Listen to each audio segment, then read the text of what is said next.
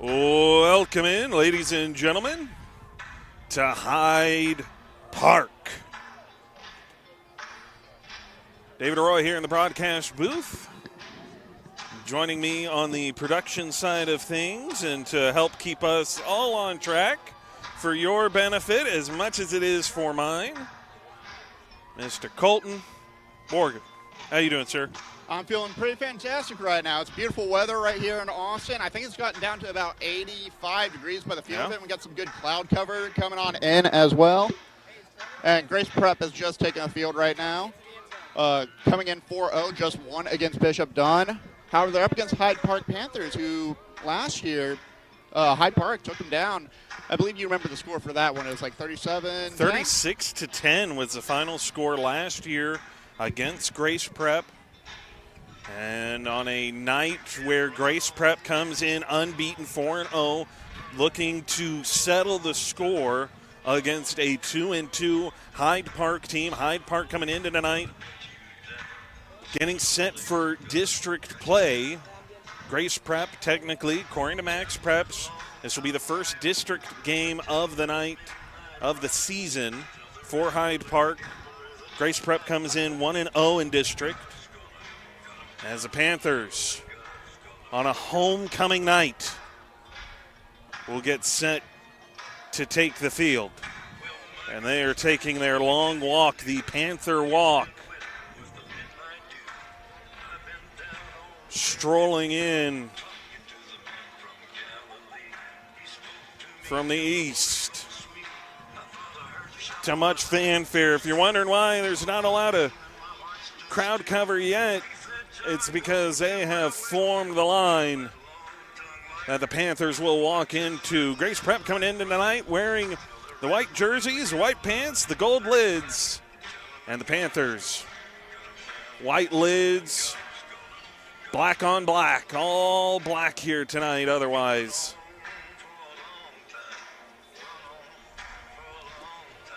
The shadows are getting longer. They absolutely are. And I'd be remiss to say we should mention it is homecoming week for the Panthers as well, hence why all the celebration going on right now, the long walk out. Still here in the pre-kickoff moments, still getting ready for everyone to come onto the field right now, but it's going to be a fun one tonight. Coming into tonight, you're going to have Crawford Moffitt, the starting quarterback here for Hyde Park. Now, he is going to be without Houston Shaw, one of the big wide receiver weapons for the Panthers here tonight on the defense. You're also going to be missing here tonight Tiago Valles, who doubles on both sides at corner and wide receiver, and Saxton Bagan, the free safety, the junior. He is not suited up tonight either, saw that, and during the pregame warm-ups. Hyde Park, a lot of seniorship, a lot of upperclassmen that you'll see here on display tonight. You'll likely see Hudson Hart, a lot of him with the absence of Shaw. As Hyde Park looking to jump into the win column and stick through the schedule, what they've done so far on their season. They opened up against Cathedral to end August as they take the field. And Cathedral, Hyde Park took them down 63-0, blanked them, lost to Lutheran South Academy 38-17 the week after. Beat Savio 44-7, and then Yoakum came in 49-10 last week, picking up that win over Hyde Park. So 2-2 on the season are the Panthers.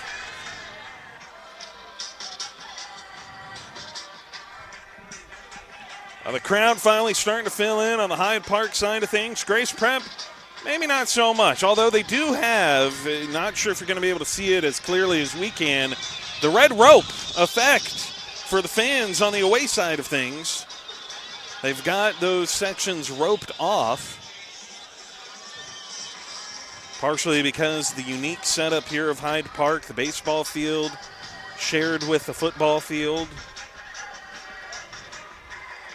And technically shared with the soccer field, too. Technically, yeah. It sits here behind us as well, and you have that aspect of it, and you have it out here. And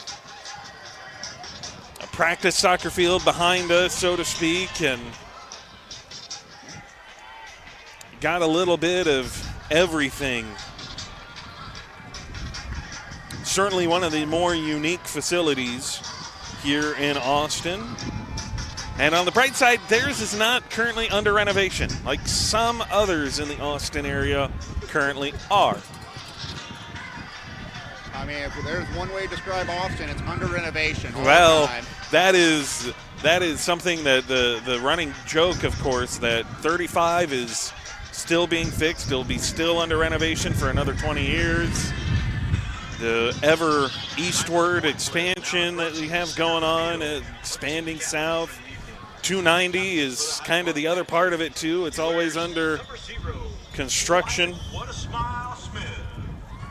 Number 23, Brendan Bartholomew. Wyatt Smith, Brendan Bartholomew, and Houston Shaw, your captains here tonight for Hyde Park, as they get set up to determine who gets ball first, who doesn't.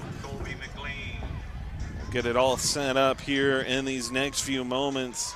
Nice little breeze coming in, that cool front, as we mentioned, starting to come in. That weather cooling down a little bit. Worried it was going to be a little bit warmer, but after starting earlier up in the mid-90s, it has come down to the mid-80s, 86 degrees. Right here set up for kickoff. Grace Prep wins the toss. They will defer. That means Hyde Park will get the ball first. And Hyde Park will have their backs to the east end zone and will work west towards Grace Prep. So we'll get our first look tonight at this Hyde Park offense matched up against this Grace Prep defense. And points, they have not typically been a problem for Hyde Park when they have picked up the win. Father, we thank you for this day. God, we thank you for the opportunity we have to So we'll come take a and quick to break. enjoy a football game tonight. Father, you tell us in your word that the earth is the Lord's and everything in it, the world and all who dwell in it. So each person here tonight, we belong to you, Lord. And God, we pray that we would honor you with the way that we cheer, the way that we play, the way that we coach, the way that we referee. God, we ask that you would bless each one of these participants tonight. God, we ask that you would protect them, keep them free from energy, from injury, excuse me. And God, we just ask that you would just bless the time here tonight. Bless us all as we get to celebrate again. It's in your Son, Jesus' name we pray. Amen. Ladies and gentlemen, please remain standing. Gentlemen, take off your caps. So the opening prayer, and then, of course, the national anthem to get us set for a night of high school football.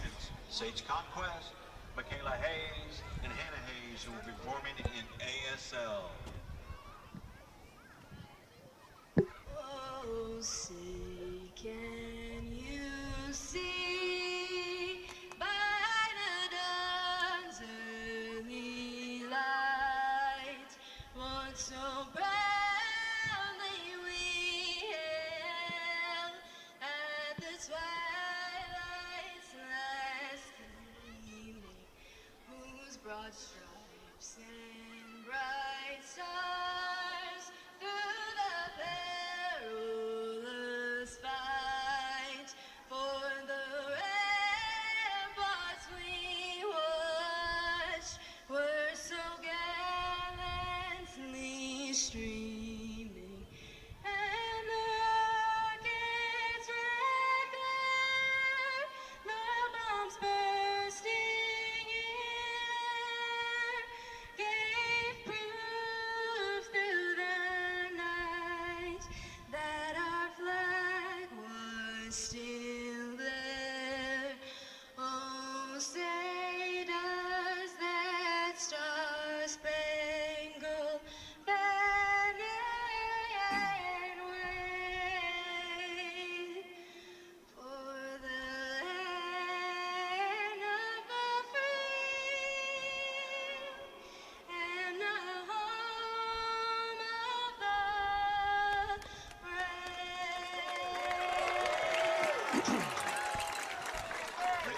Give it up for Riley King. Well done. Couldn't have done Homecoming night for Hyde Park. Get ready for the kickoff. They'll open district play, and they'll look to topple an as of yet unbeaten Grace Prep squad, who comes into tonight looking to avenge a 26-point loss to this Hyde Park squad a season ago. So the stage is set, and the Panthers will get set to start on offense. Bartholomew and Kinnard are back deep to receive for the Panthers. Brenda Bartholomew being one of the major players I'm going to be keeping an eye on throughout this entire match because he has been one of their most reliable offenses for rushing yards. I imagine just to start off, he's probably going to get a nice little 30-yard gain on a return here. If the ball doesn't touch back, though, that seemed to be an issue last game I was watching. Daniel Keck looks set to kick this one away, but they have two of them out here who could potentially afford a little trickeration with Colby McLean. The other one, they could kick it in either direction. And it will be Keck. And he will send this one short. It'll bounce, and it is fielded. Still working, still fighting. Hudson Hart, the senior. And he'll be stopped. They'll spot him officially at about the 42-yard line. And that is where this offense will go to work for the first time tonight with Crawford Moffitt, the junior, set to roll. Might be 0 for 1 on correct predictions so far.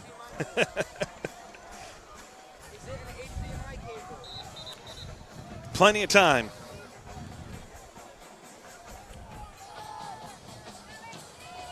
The game clock is running, and I don't believe it should have been yet. And finally snap it, high snap, Moffitt, a little sidearm throw. That pass is caught. It is Hart, and Hart picks up about 9. Caught it at midfield, picks up a couple extra after the catch. In comes Haynes Masters. They'll run off an offensive lineman. Israel Funderburg will come off the field. So they'll exchange some size for some speed. 4 wide, a 2x2 set. Moffitt out of the gun. He'll bring receiver in motion. That's Burgess. Snap, give to the inside, pushing forward, getting stonewalled right at the line of scrimmage by a Pride of Lions. Doesn't pick up much.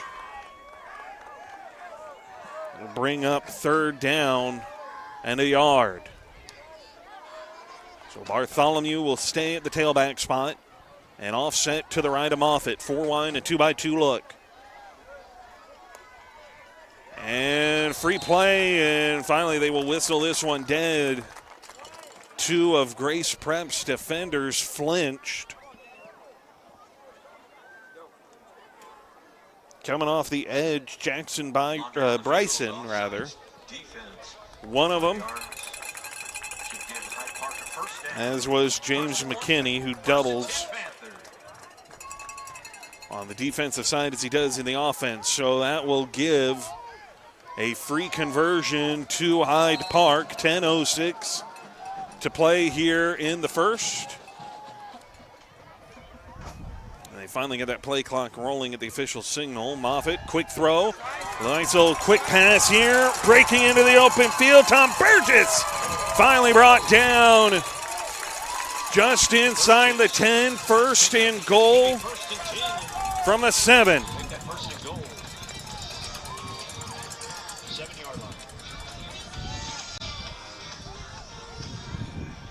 No, Tom Burgess last week was actually one of the better options for them to look at their entire match against Yoakum. And it's nice to see him being able to cut that line all the way upfield and be able to have so much open space to get them to the goal line. Burgess sent up as a wing here to the left. Bartholomew, the tailback, To the left of Moffitt. He'll give it to him. Bartholomew working his way outside to the right. Gets it down inside the 5. They'll spot him at the 3. And that'll bring up 2nd and goal.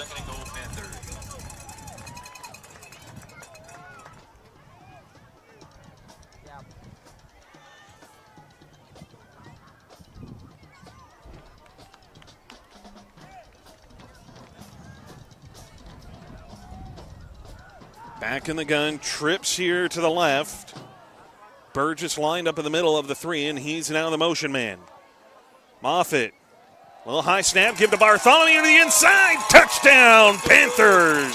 Hyde Park caps off their scoring drive with 8:40 to play in the first. And it is Bartholomew to punch it in and give the Panthers the early lead.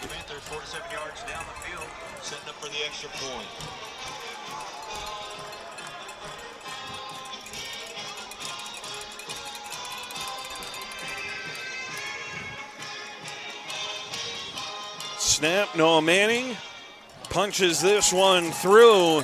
7-0. Hyde Park out in front early. First drive of the game leads And drives down the field with ease. A 67-yard scoring drive. Panther fans, be sure and stop by the Booster Club concession trailer for your drinks and snacks this evening. A 6-play, 67-yard scoring drive. So you're averaging, when you put it in that perspective, about 11 yards a play offensively early on there. Of course, capped off by the big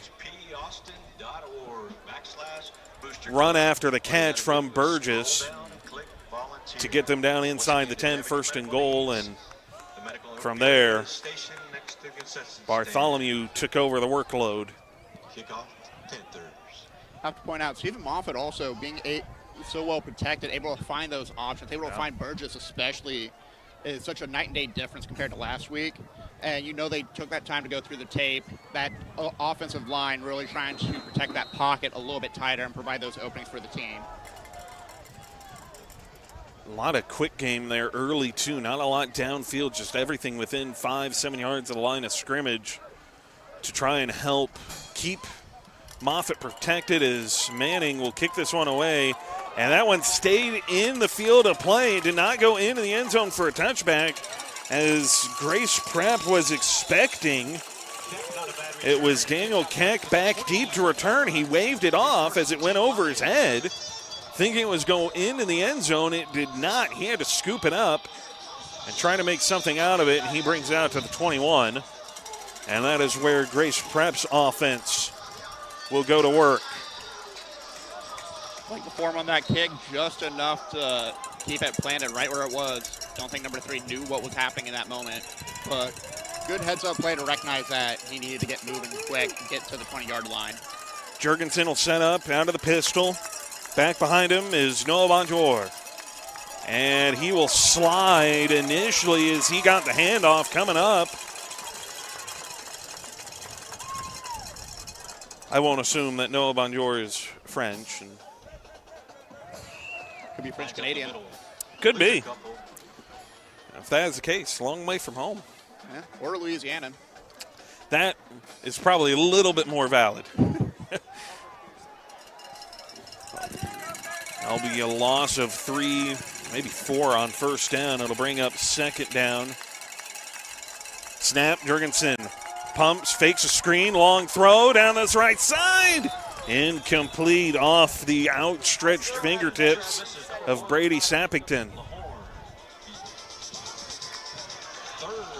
Just a little bit too far in front from Jurgensen. Had him, though. Sappington can hold that in at 6 from the Lions of Grace Prep. Instead, you're staring at 3rd and 13. Jurgensen out of the gun, trips here to his right. Bonjour, the tailback to his right, single receiver to the left. Jurgensen in trouble, tries to get away from one, cannot get away from Manning, who comes up with a sack. Jurgensen sacked by Manning. And that'll bring up 4th down. And bring on the Grace Prep punting unit. And Hudson Hart deep to receive. He is backed up his heels at about the 49. Directly in front of him is Phoenix Smith,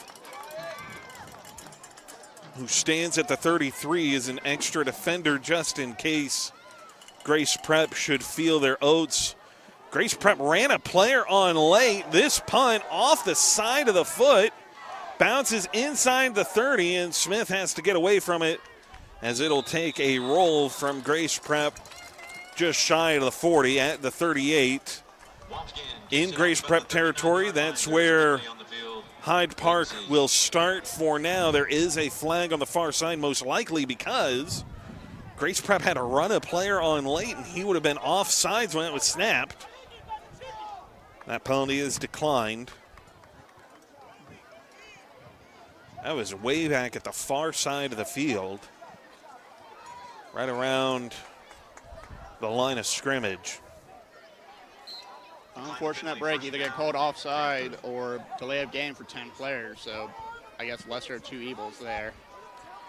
Well, they'll come out now here in the pistol, and they'll set up, empty out the backfield here. Bartholomew in the slot to the left. Moffitt looks right, has time. That pass deflected at the line of scrimmage. Moffitt's pass batted down by the Lions. Nice play. Going to be 2nd and 10, Panther.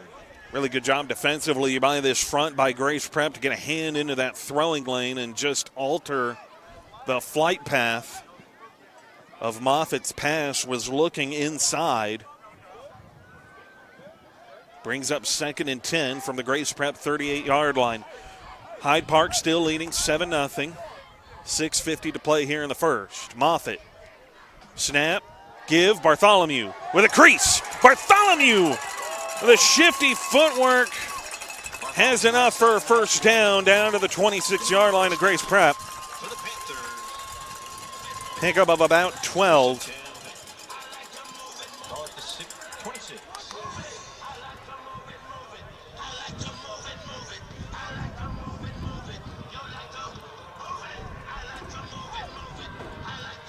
Moffitt in the gun, 4 wide, trips to his right. Bartholomew's got that Ashton Genty stance as his pass over the middle for Hudson Hart. Catches him in stride, and Hart cannot believe that he didn't score, but he'll pick up about 15, and that is another first down. It'll be 1st and 10 from the 11. Quick passing, quick rhythm here for this Hyde Park offense, mixed in with some nice carries and some nice movement up front. Has to be so nice for Moffitt because he feels like he has so many more options now whenever he's trying to run that offense, trying to direct his team. And whether it's Bartholomew, whether it is Hart, he's got everyone on the field to help him out. Moffitt in trouble now. Scrambling to his left. And Moffitt tucks his head, lowers his shoulder pads, picks up a yard down to the 10. May have gotten 1. Brings up 2nd down. Just as we were talking about it, really good pass rush by the Grace Prep side of things, flushed him out, and then nice job by Moffitt to just take what he can. If there's anything I've seen consistently from Moffitt, it's whenever he is under pressure, he knows whether to tuck and run or just get rid of the ball quickly. And you got to appreciate that in the QB, especially at the high school level, because there are a lot of times where people will panic and that mentality will get to them and then they'll worry about the next play, still thinking about the previous play beforehand. Yeah, that internal clock so important at that quarterback position, and there's a delay of game call. That play clock was running down pretty quickly, and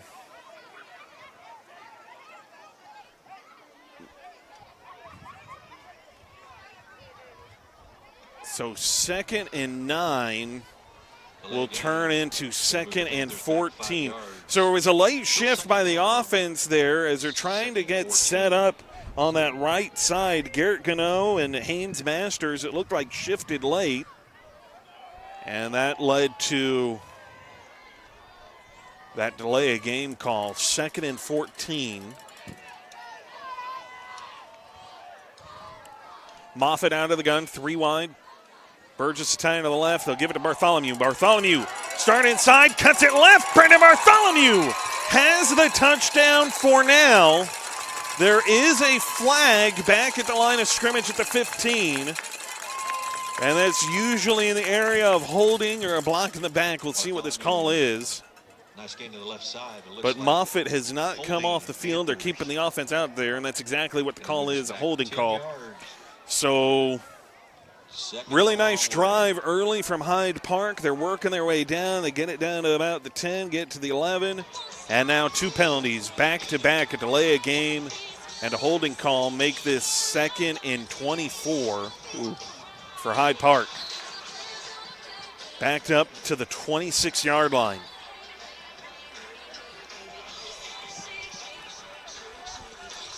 They need to get to the 1 for a first down. Or at that point, you might as well just try and punch it in. Empty backfield, Moffitt. Looks left, quick throw, Bartholomew. Start outside, cuts it back in, gets it inside the 20. Down to the 19-yard line, and so nice chunk of change picked up there. Gain of 6. Still, it brings up, though, 3rd and 17.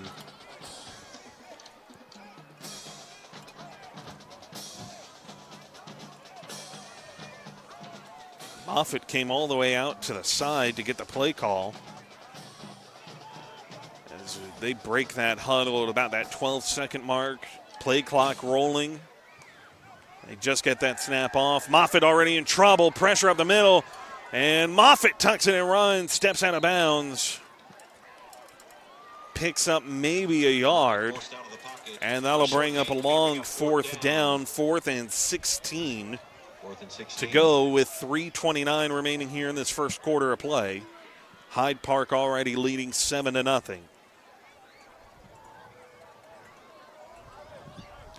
Impressive pressure from Grace Prep's defense. The Lions able to break through, blitz so quickly. I think Moffitt just received the ball and then looked up, saw everyone running at him. Good heads-up play, a tuck and run. Just wish he had a little more space to make that breakaway. They'll try a 36-yard field goal attempt. And he doinked it. Noah Manning off the left upright, and it bounces through. And that'll give Hyde Park a 10-0 lead with 3:23 to play here in this first quarter.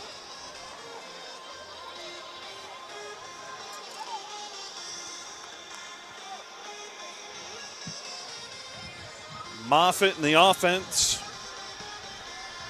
had their drive, what could have been a 14-point lead. A 7-point drive is mitigated by 2 costly penalties back-to-back, the delay of game call and then a holding call that negated a Brendan Bartholomew touchdown run. Forces Hyde Park to have to settle for 3. Still a good consolation prize. I mean, forces it to a 2-possession game. Yep. Keeps them ahead by quite a bit from Grace Prep, who offensively they've been having their own issues as well. So hopefully with this, they'll be able to pick up some additional yards. They're playing fairly close. Probably expecting an onside kick.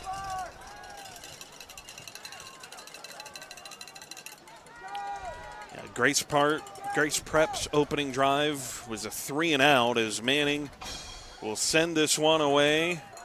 This kick, Keck will pick up on the run and got a head of steam to get underneath it. It came up short. He fields it from about the 21. And Keck able to bring it out to the 30-yard line. So that is where this Grace Prep offense will look to go back to work and try to bounce back from a 3-and-out on their opening possession. Jurgensen, Bonjour in that backfield again.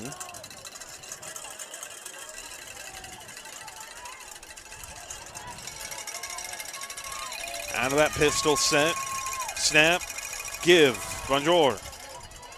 Pushing his way forward, he'll pick up 3, ball came out. Hyde Park says it's theirs, the far sideline judge agrees. And that is a big momentum swing. Unfortunate break on that drive, too. Tried to scoop up through the center and just met a wall, and the wall scooped it out from him, too. Can't really hold on to that grip with the weather right now, and I'm feeling the pressure. Grace Prep has had 4 plays offensively, a 3 and out, and then a fumble ripped away by this Hyde Park defense, and now an opportunity to make this a 3-possession game. Moffitt motioned Bartholomew into the backfield, but Moffitt kept it, and Crawford Moffitt on the quarterback keeper gets it all the way down to the 21-yard line of Grace Prep, and a big first down run off the misdirection.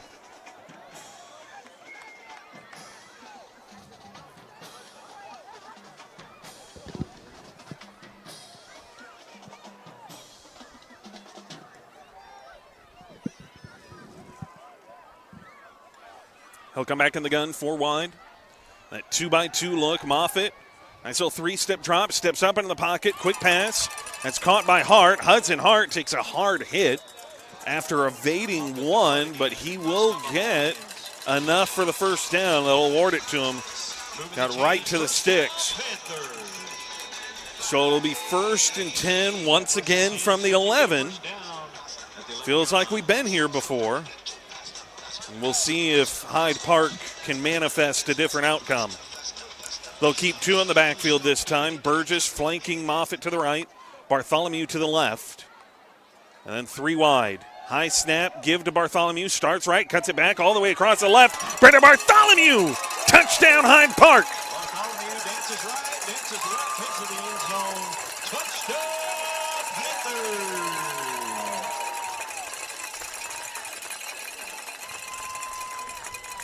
Brendan Bartholomew, Looking for 17. they run that split lead out of the shotgun formation with Burgess cutting across Moffitt's face, working left. The idea to create an opening to the right. And Bartholomew started that way, reverses field all the way outside and to the left. And picks up his second rushing touchdown of the night. Noah Manning caps it off with his second extra point of the night. He is 3 for 3 from distance. 2 extra points. And the 36-yard field goal from that left hash to give Hyde Park a 17-0 lead with 1:12 to play here in the first quarter.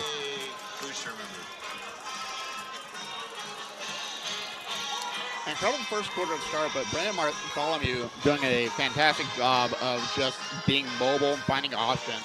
And every now and then, too, there was a couple plays early on where he was a perfect cornerback, just able to cut back into a curl route, pick up the ball, get a few extra yards just to get them within close. And, of course, everyone's paying attention this time. No offsides, no holding calls, right. Nothing on their side to push them back any further. Yeah, the function, the operation, it all runs cleanly that time. And then, like you said, the vision of Brendan Bartholomew to pick his eyes up and look and find that cutback lane. Some good vision from Bartholomew has been on display tonight, as well as the footwork to go with it. Manning kicks this one away, and he will send it to Keck, who will field this one from his own 10. Daniel Keck finding a crease here to the left, and then corralled right at the 32-yard line. Actually, get him to the 33, and that's where Jurgensen and the Grace Prep offense will look to try and go back to work. Yet to cross midfield tonight, yet to pick up a first down tonight is the Grace Prep offense. Yeah, 4 attempts to find a first down, unable to convert, 1 fumble as well. Hopefully looking for redemption here to be a great way to end the quarter is on that Hyde Park half within striking distance of a touchdown. 1:04 to play here in the first quarter. Jurgensen, snap, play fake, quick pass outside to the left. That pass bobbled and incomplete. was looking in the direction of Jackson Bryson. And Bryson unable to haul it in, brings up 2nd and 10 for the Lions. The incompletion does stop the clock at a minute even here in the first quarter, where Hyde Park has jumped to a 17-0 lead.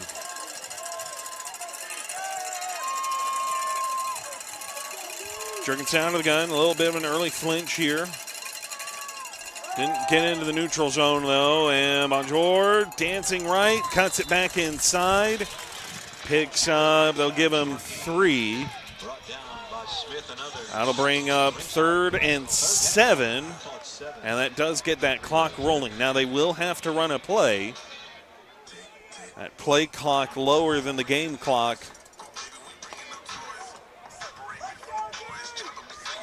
This should be more than likely, barring an incompletion, the last play of the first quarter.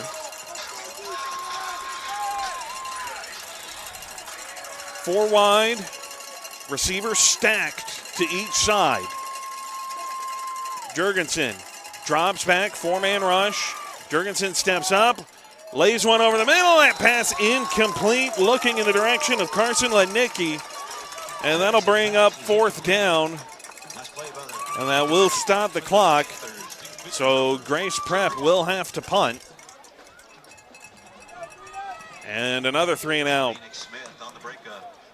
by the Hyde Park defense.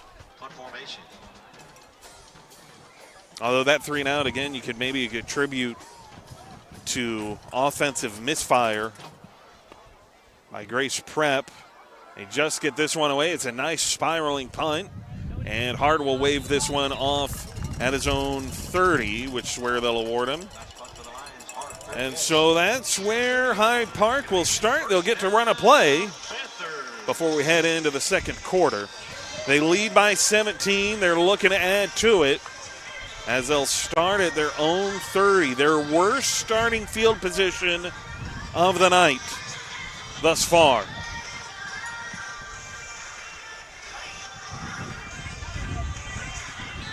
They'll need to go 70 yards to pay dirt. That wind's starting to pick up. Crawford Moffitt out of the gun, 4 wide, trips his right. He'll look that way, quick pass. And Tom Burgess fighting. Burgess driving the legs, and he'll get out to the 45-yard line, and that will take us into the second quarter. Hyde Park leads 17-0 when we return.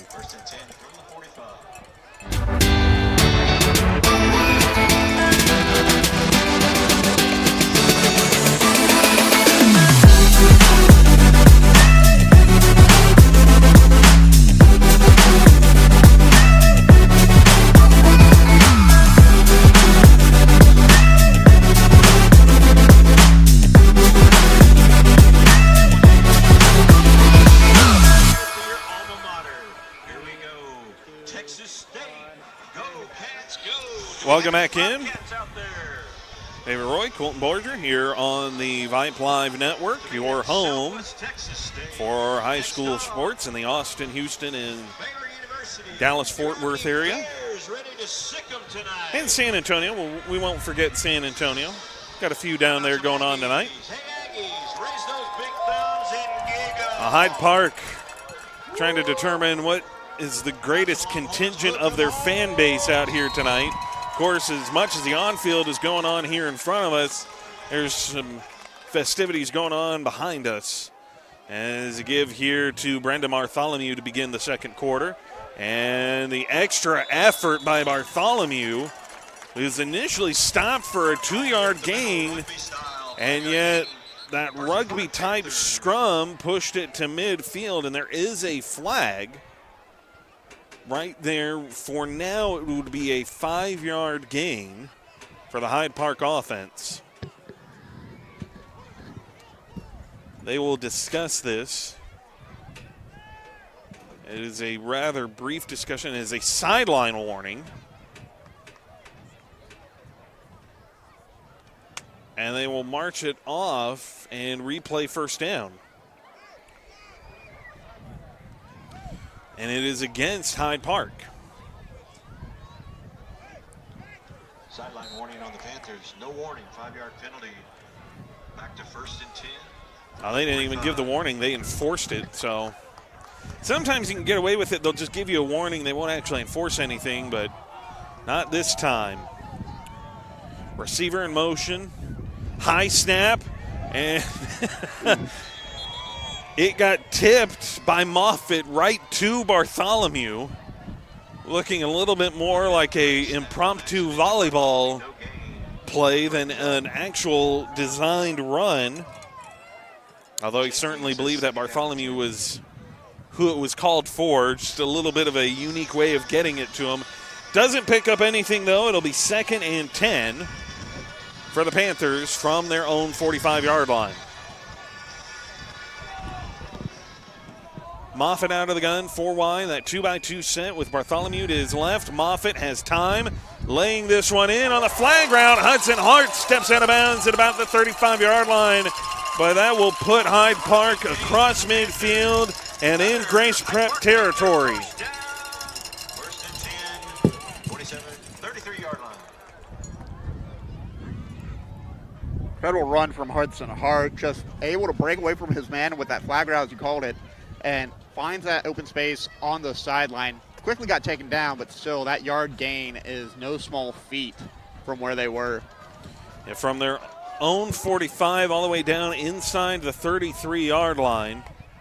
And Moffitt will look to the air again.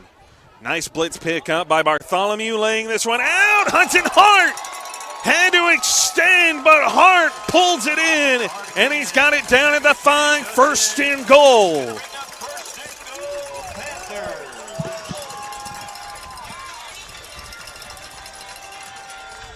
A lot of heart for the start of this second quarter, and a great way for Hudson Hart also make his presence known, make himself more of a threat once he gets that distance, once he has a little bit more space. Moffitt, so necessary for him to look outfield, look out for a teammate, and find someone to make that connection to, and Hudson Hart has had his number called multiple times to do so. I think Hart landed on the ball. He is yakking it up here, and they have to pull him off the field.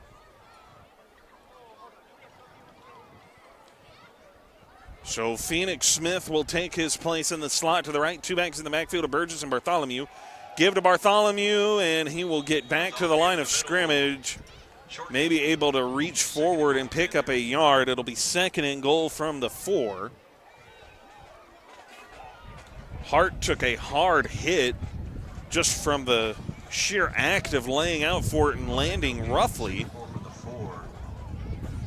But pulled it in. I think he just landed on the ball when he fell forward, and it's not a great feeling to have that shoved into your gut there. Burgess brought in motion across the formation. Now they'll motion Bartholomew into the backfield. Snap, Moffitt, quarterback keeper, gets tripped up initially, but able to step out of it down to the goal line. Hyde Park players signaling this as a touchdown. They will discuss this, and they will say it's 3rd and goal, just short. I think they got it to the half-yard line. They will line it up. That nose of the football is right at the white paint of the goal line. 3rd and goal, Hyde Park knocking on the door.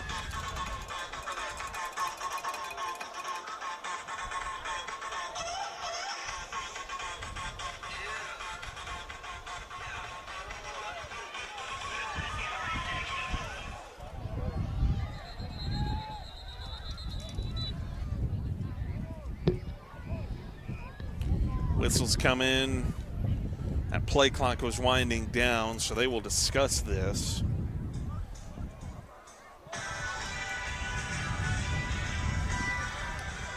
Time on the field. Not sure your call.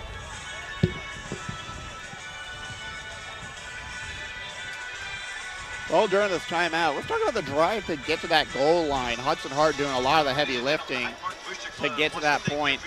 I believe from about the Hyde Park 40 just to get to that point was about Nice 50-yard gain from passing, especially that long-distance throw to get within the 5-yard line. Hart came down with that huge catch to get him down to the 5.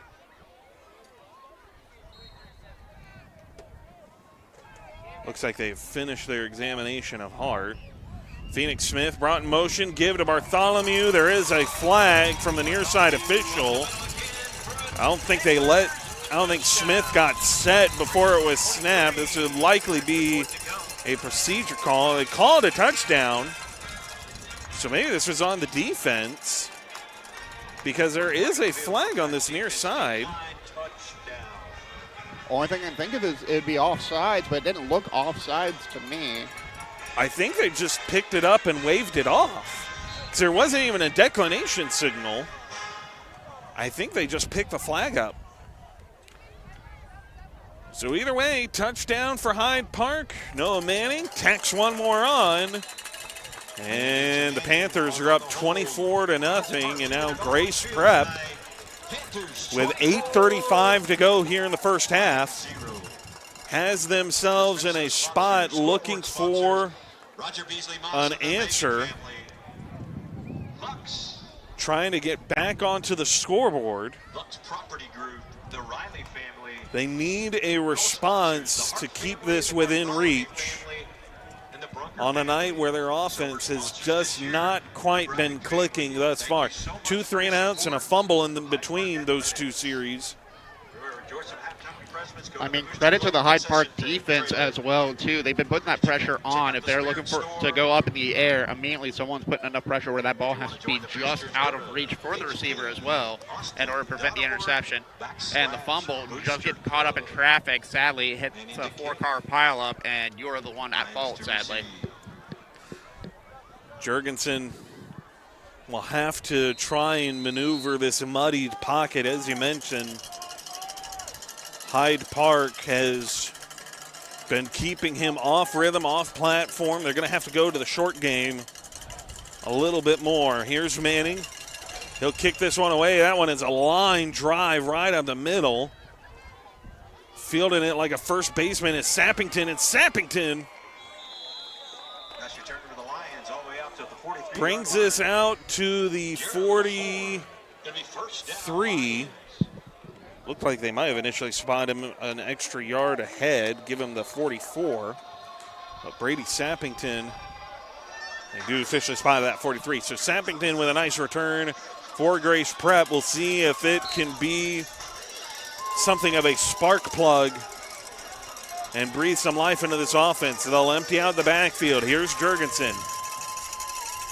Kaheem Jurgensen fakes it. Jurgensen keeps up the middle.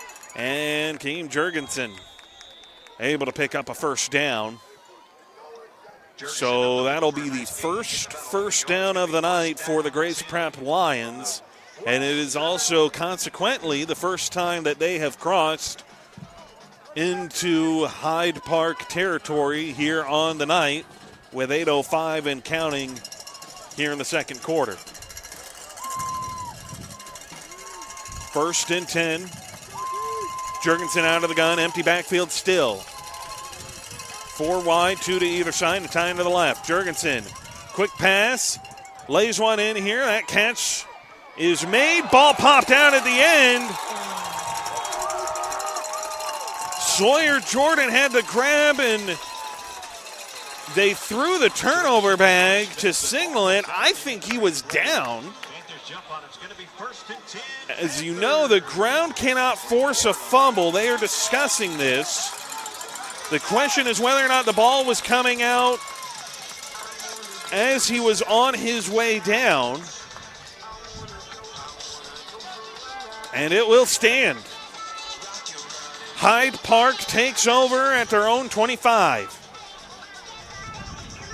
And I think that's what they were conferring there for, was just to make sure that the ball was not either already coming out on the way down or not. And Hyde Park will be the benefactors of another Grace Prep turnover. Play fake, pump, and a beautiful arcing throw, and it's intercepted. Oh, they have needed this. They need that bit of motivation. Great interception to make better of a bad situation. Daniel Keck on the interception at their own 40-yard line. Garrett Gano and Daniel Keck were lined up one-on-one. It was a beautiful ball from Moffitt, but maybe a little late in the delivery as that ball hung inside. Couldn't place it quite outside for Gano. And Daniel Keck does a really good job squeezing Gano towards the sideline just by the coverage. And that forced the interception, the turnover. That is the first of the night for Hyde Park as Jurgensen picks up 8 on first down following the sudden change.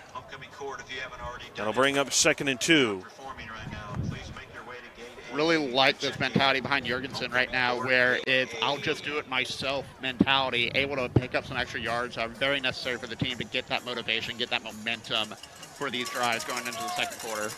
They're sticking with that empty backfield here too. Bonjour, though, comes in motion. I'll fake it to him. Quarterback keeper, Jurgensen. Kaheem Jurgensen pushes his way across the 40-yard line of Hyde Park before he is finally brought down. And right now, the legs of Jurgensen, not the arm, is what is producing for this Grace Prep offense. As we near the 6.5-minute mark here of the second quarter, Hyde Park still in front, 24-0. Out of the gun, and whistles come in. Timeout taken by Grace Prep. Timeout on the field. Grace Prep. Just to talk a little bit more about Jurgensen and that drive. I believe about 25 yards so far at this point in time, maybe a bit more. But having a really tall quarterback gives you that extra bit of length, that extra bit of stride that allows you to push forward a bit more. And you can see that too with how Jurgensen able to bob and weave, fake the play action, and then move forward on the quarterback keeper. It's been so important. Now I want to see a bit more offensive momentum. Do you think that Hyde Park's going to be a bit more aware and try to close down that center line, try to prevent any kind of drive from Jurgensen the entire time, knowing he's more of a threat on the offensive end? I think the only thing you have to consider if you're the Hyde Park defense, if you collapse down too much and you start focusing too much on Kaheem Jurgensen, what it's going to open up is it's going to allow for you to give it to Bonjour on some of these midline read plays. Bonjour's going to start finding some running room. It's going to open up the room for a little bit more of quarterback, halfback draws, things of that nature. So you're going to have to figure out a way to contain them. Usually at that point, if you're Hyde Park defensively, you're going to put a spy on him. As a quick pass out here is complete. Jesse Zimmerman with the grab picks up about 7. I think if you're Hyde Park, I think that's just the easiest solution. You put a spy, you designate, and take a linebacker out of coverage, designate him as a spy, that his one job just becomes to go wherever Jurgensen goes and disregard anything and everything else. Love to see that, Mark, but Jurgensen, incredible connection pass, just Zimmerman a bit too open in that moment, gaining that 7 yards. Now 2nd and 3. Jurgensen, play action once again, cuts up the middle. He's going to get stopped, but it's going to be enough for a first down and then some change. Again for a first down. Hyde Park ran out Carter Klutz late and ran on Tucker Schola there before that play.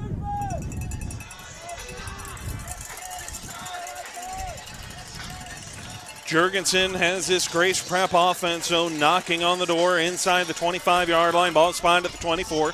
Empty backfield here. Jurgensen with a 4-wide set and a 2-by-2 look, tying to the left. Receiver coming to motion to Sappington. Whistles come in.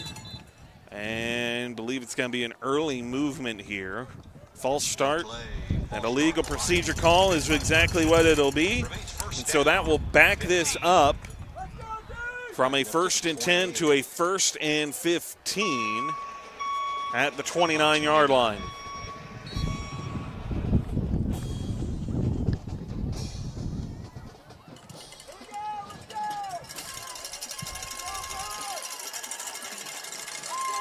Jurgensen, empty backfield, as it has been predominantly this drive. Nobody in motion this time. Quick throw from Jurgensen. That pass complete, slipping a tackle, and a stiff arm finding his way into the end zone is his brother David Jurgensen, and it's a Grace Prep touchdown.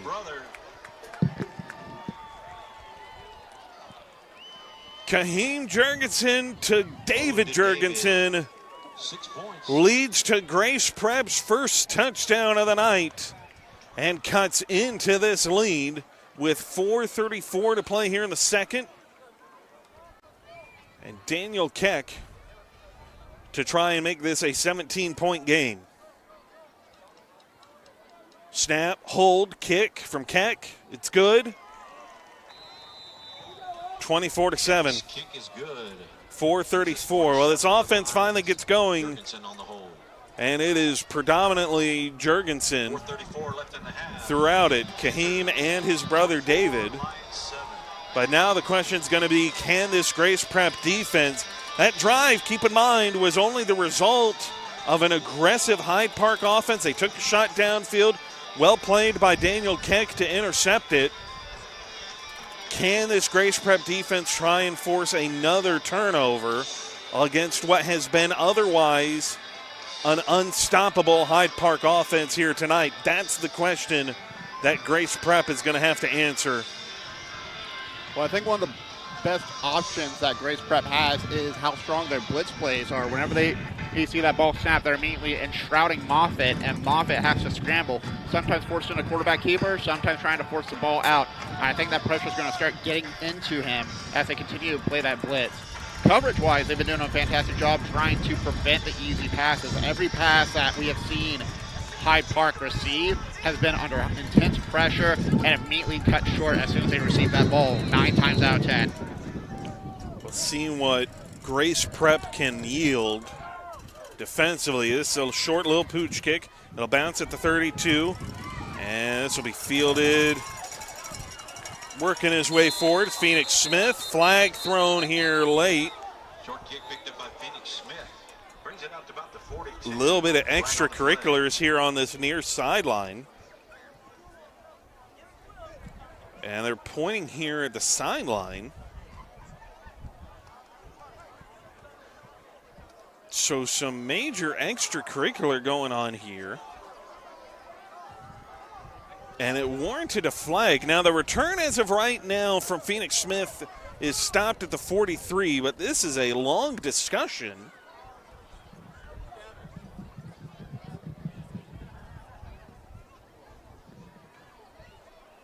And this is a lengthy conversation. This is almost a meeting of the United Nations at this point. And they're still discussing this. Here we go.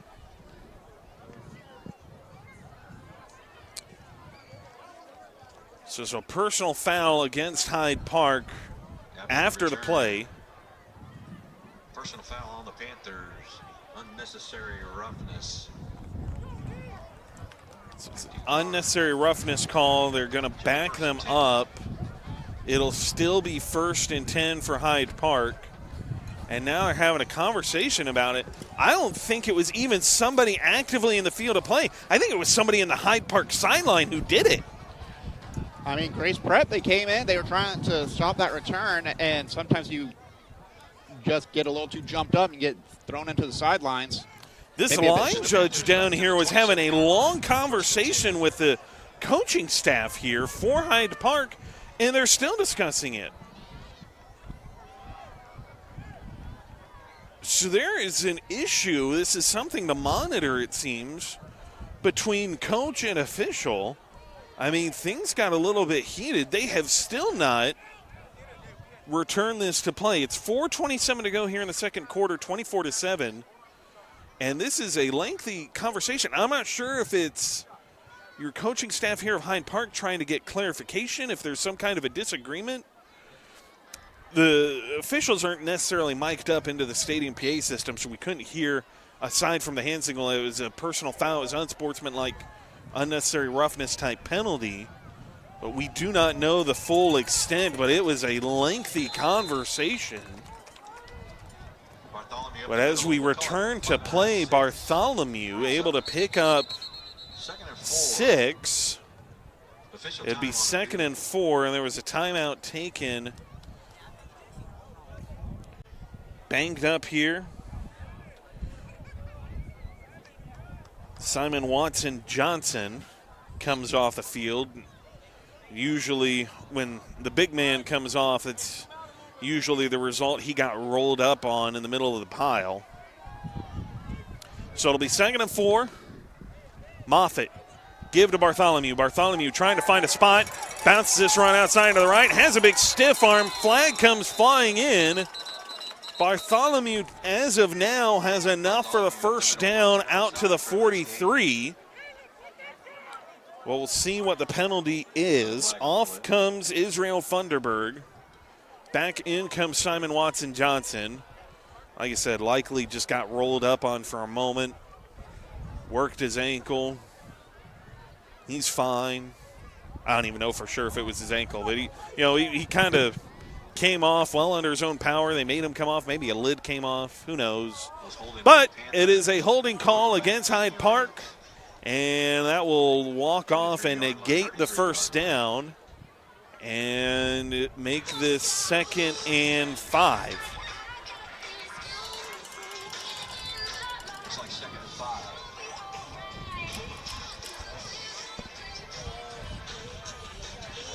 They get out, break the huddle at 11 seconds. Still some confusion here as Moffitt having to redirect Haynes Masters. Trips to the left. Play fake, little bubble screen here to Burgess. Tom Burgess has all kinds of room to run. It's a first down and then some. Tom Burgess still on his feet, finally dragged down at the 45 of Grace Prep by Jacob Wabsness. Field for another Panther first down. Called 1st and 10 for the Panthers from the 44-yard line. Incredible first down from Burgess, able to break about 3 tackles to get that distance as well, too. Negates the penalty, puts him on to the Grace Prep 45 for this next play. Trips left, Moffitt looks, fires, high pass incomplete. One of the few moments that Moffitt has not been able to pull it in, and a little extracurricular, some pushing and shoving. There's a flag for that. In the middle of the aftermath of that scrum, Caden Fitzpatrick, Just off the fingertips. he'd had a really good block, Penalty after a pancake block, and some pushing and shoving after the fact. Now keep in mind, currently 2nd and 10 off the incompletion. And again, the throw from Moffitt got rushed a little bit. Couldn't quite get his feet set as nicely. It was a bit high. And on sportsmanlike conduct call, goes against Hyde Park. Also one against Grace Prep. Those penalties will offset. And so it will stay 2nd and 10. And they will pull. Braden Bald will come out of this one furious to the sideline. I think he was the one who had the extra push at the end there, which is what drew the penalty in the first place. So snap, Moffitt in trouble trying to set up the screen, has to throw this one in the dirt. And a flag here now. And a little extra pushing and shoving now. Well, we've gotten into this 2:42 remaining here in the second quarter after a very clean first quarter. Those penalties were mostly operational, just a false start, you have to delay a game. Now all of a sudden the extracurriculars have ramped up here in this one.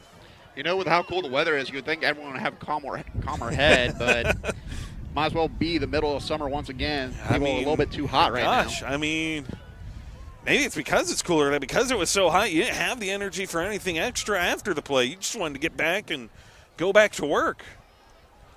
I mean, this is the most extracurricular type stuff I've seen all season, and I'm in the middle of Austin covering games. I mean, this is extensive at this point. And they're still discussing this, by the way. I think a part of it, too, is one part is that aggression. You want to get those points back. You want to catch back up if you're on Grace Prep side. If you're on the Hyde Park side, you want to be a bit more defensive. You're trying to protect people, and you're proud of yourself when you take down that defensive lineman. So, a little extracurricular happens. You want to protect your teammates, and then the heat comes out.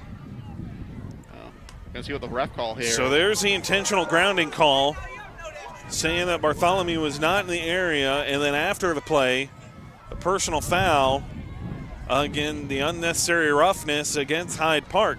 So the intentional grounding call, I don't necessarily know that I agree with. He'd gone far enough back, and Bartholomew was the closest in trying to set up the screen. But then you add on top of that, so it's a compounding of errors right now. You add on the fact that there was the intentional grounding penalty, which by nature is going to back you up a pretty good distance anyways. Then you add on the unsportsmanlike after the fact, and you take both of those and you turn this into third and, I mean, they don't even have the scoreboard updated. We're trying to sort this out up here. Let's just call it what it is. Third and 500 at this point. I mean, it's third and, a country mile. Now they officially spotted it's third and 35. We have seen in the NFL over the weekend, it was second and 33. The Houston Texans were able to convert that. And they're going to go with a quarterback keeper, Crawford Moffitt. Stiff arm, Moffitt gets close, run out of bounds at the 48 of Hyde Park. And it's not going to be enough. He just maybe got a good chunk of that back. Maybe got close to the original line of scrimmage, but not close enough, and it'll be fourth down.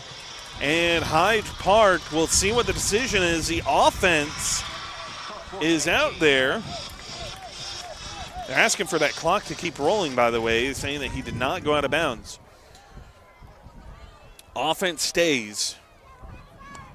And now they snap it, and Moffitt will take a one-step drop kick. And this is a really good Hyde Park punt. It will roll down to the 18, and that's where Grace Prep will begin their drive with 2:16 to play here in the second quarter. So an eventful drive for Hyde Park, and it's not one that they're going to write home about. Certainly not one that's going to be in the highlight cut-ups unless it's to show you what not to do. And you can expect there's going to be some extra conditioning for that series for them on Monday. Absolutely. But just talk about that fourth down play. I really love that they continue to use Moffitt. They did this last week as well. They used Moffitt to pull that defense in close and then punt the ball away, get that extra distance back, forcing them back into their own zone. So first down in favor of Grace Prep. That's going to be Jorgensen stepping back, stop at the 20-yard mark. Looks like number 8. Quick throw, quick catch. Carson Lednicki picks up about 4, maybe 5. It looks like they'll give him 5, and that'll bring us to the 2-minute warning. Here in this one, 24-7, the score, Hyde Park leading. So as they take a quick break, we'll take one with them. You're watching Hyde Park football here on the Vype Live Network.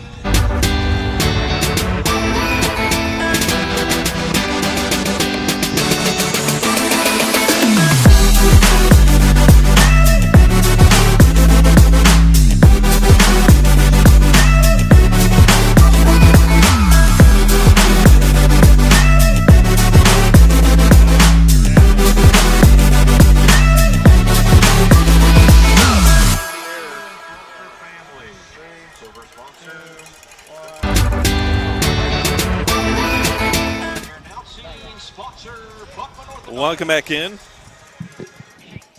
Here at Hyde Park, beautiful Hyde Park.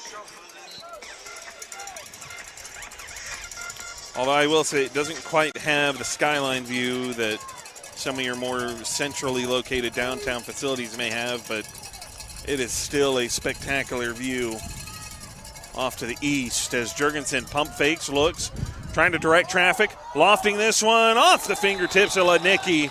Downfield, Lednicki wants a flag. He's not going to get it. Better coverage, though, by Noah Nixon, the corner. Wound up one-on-one with Lednicki, and Nixon able to break that one up. It'll bring up 3rd and 5, 1:53 to go here in the second quarter. That incompletion stops the clock.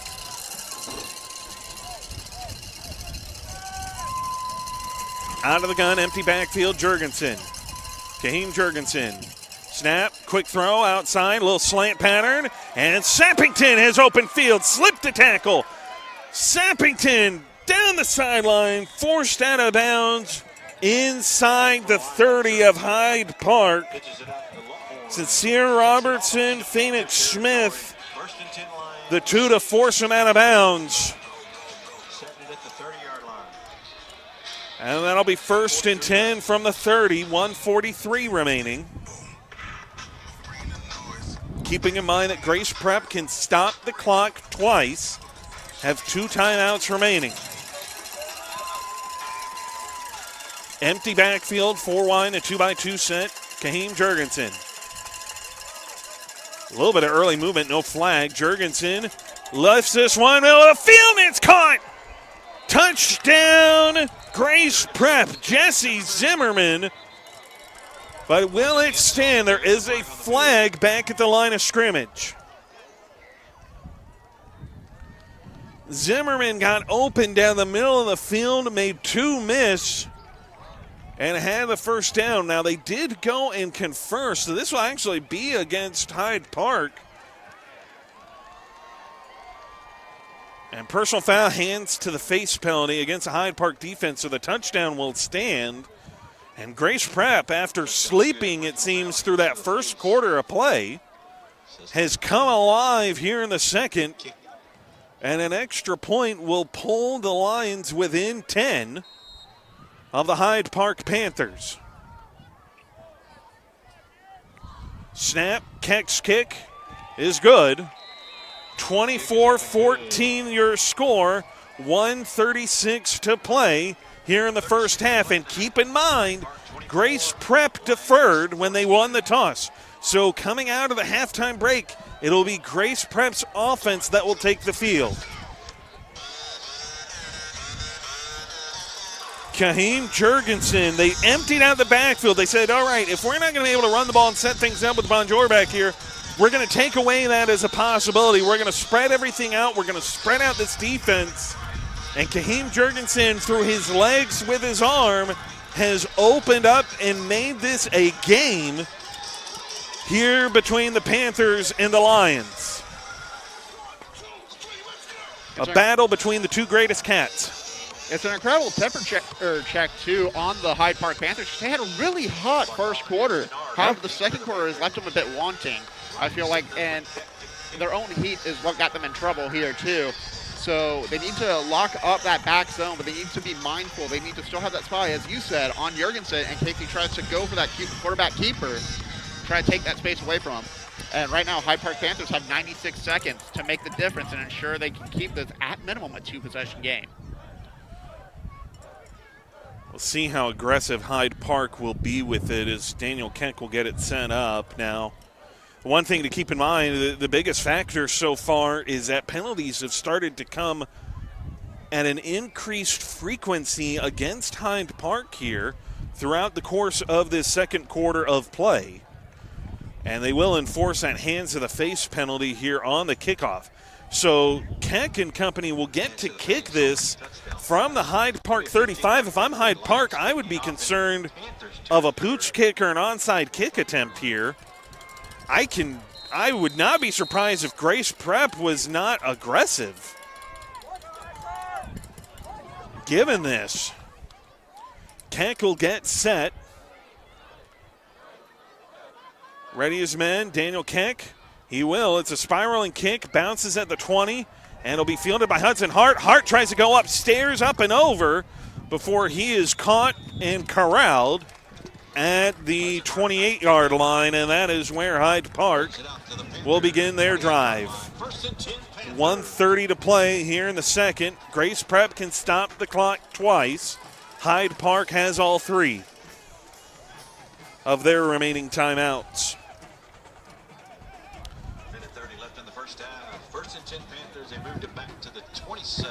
They backed him up a yard. So we'll see how Crawford Moffitt and this offense will be aggressive, if at all, in pushing the ball down the field, or if they'll try to run the clock out with Bartholomew. He is in the backfield to the right of Moffitt in a 4-wide 2x2 set. A quick flinch. And Moffitt going to lift this one for Hudson. Hard, incomplete. And he didn't get the flag. Thought he had a free play, which is likely why he laid it up there. It'll bring up 2nd and 10. Stops the clock at 1:25. Moffitt, it seems, learned from the last throw that he had with Hart and Keck in coverage. This time tried to push it a little bit more to the boundary. And Hart tried to stay a little bit more underneath for Moffitt as an adjustment. Was hand-fighting with Keck, and it sails past them both. Brings up 2nd and 10. 4 wide. Moffitt snap, looking. Quick throw outside to Burgess, who is met immediately by Daniel Keck. Coming down from his safety spot, and Daniel Keck stops it after a gain of 5, and Keck with a hard tackle has Burgess slow to get up. 1:13 remaining as they'll take the official timeout to tend to Tom Burgess. Well, as much as the fun and the festivities on the field is behind us on the practice soccer field and the practice football field, you have the free reign of students and kids alike who could not care less what the outcome of this game is, what is going on. They are just having fun being on the field. And the free food. As there is also that. Well, it's free for the kids. I mean, you know, the parents are the ones footing that bill. As Burgess does walk off under his own power, so we're glad to see that. It is 3rd and 5, 1:13 remaining here in this first half. Big 3rd down for Hyde Park and Grace Prep alike. As Keck will line up one-on-one on Hart. They'll match speed to speed here on this near side with trips to the field side. Ball spot here on the right hash. Moffitt looking. Flushed out to his left. Crawford Moffitt sets, throws. That's a first down. Phoenix Smith got left alone, found the sticks, and just set up a yard past him on that far sideline. The Grace Prep defense lost track of him. And that's a first down out to the 49. Smith did well also to get out of bounds. Stops the clock, preserves all 3 timeouts for Hyde Park.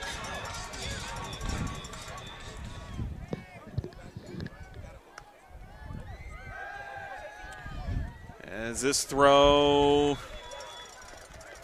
caught short, picks up a couple of yards. Haynes Masters.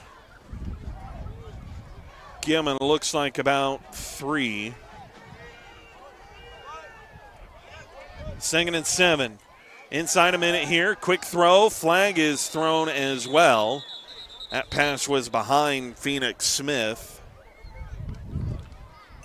Well, it's just behind Phoenix Smith. Off will come Alec Christink. High school rules. Kristen, excuse me.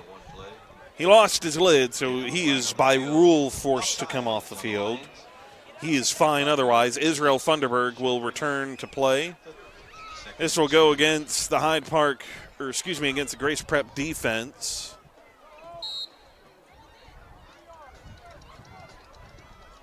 And that'll make this 2nd and 2.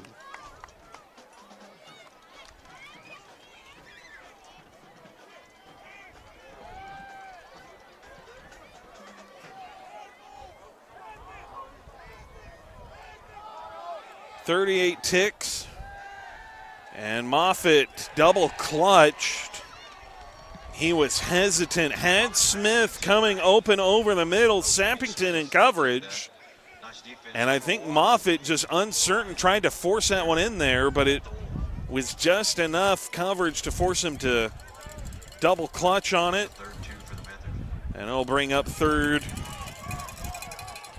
and 3. 3rd and 2, rather. Snap, Moffitt looks. Lofting this one down the sideline. for a receiver who was not looking for it whatsoever. Garrett Cano was down there, had his head turned, looking into the Grace Prep sideline, turned back around, all of a sudden, ball's in the air, and he was nowhere close to it.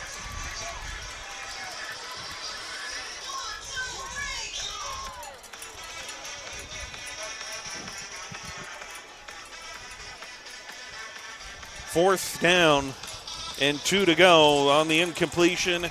Stops the clock at 28 seconds. They're going to have to hurry, though. That play clock is down to 3. They just get it off. Moffitt looking. Quick pass. It's caught. Tom Burgess slips off the tackle.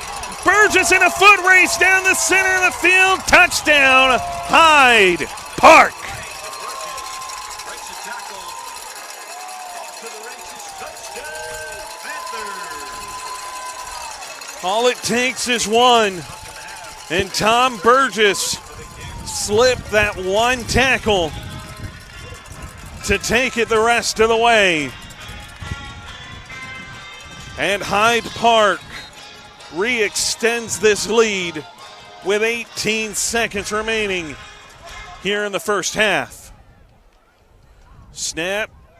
Kick is good from Noah Manning. Noah Manning, good on the kick. 31-14 our score. Grace Prep can stop the clock twice. 18 seconds left. 31 Panthers. They'll have 18 seconds to try and put a drive together, from where we will find out here in a few moments as Hyde Park will get set to kick this one back to the Lions of Grace Prep. Remember, Hoko at halftime. Don't forget to go to the Spirit Store and the concession stand. Can't imagine Hyde Park doing anything more than just going for a touchback, force them all the way to that 25-yard line, and then just putting a full stop on Grace Prep right there. They haven't been able to do that, though, for the last couple possessions for Grace Prep, so it's really going to be the challenge to this Hyde Park defense. Is going to be finding a way to stop Kaheem Jurgensen, who has taken this game over and put this Grace Prep offense onto his shoulders and willed them back into this game to bring it initially within 10. Hyde Park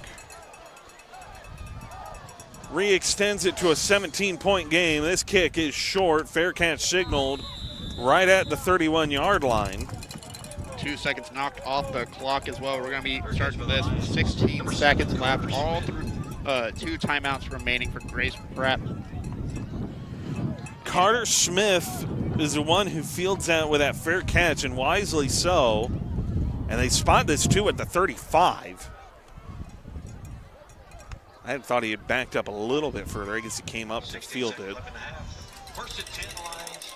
So Jurgensen with 2 timeouts in his back pocket and 16 seconds to go 65 yards. They'll set up a tunnel screen. Here to the near side, they'll have to burn one there.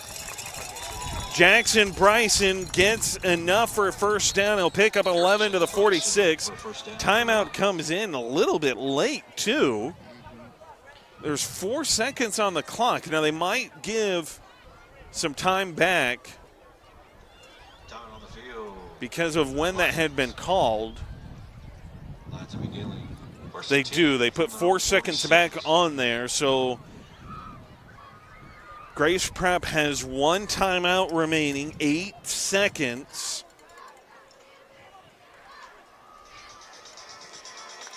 To now go 54 yards.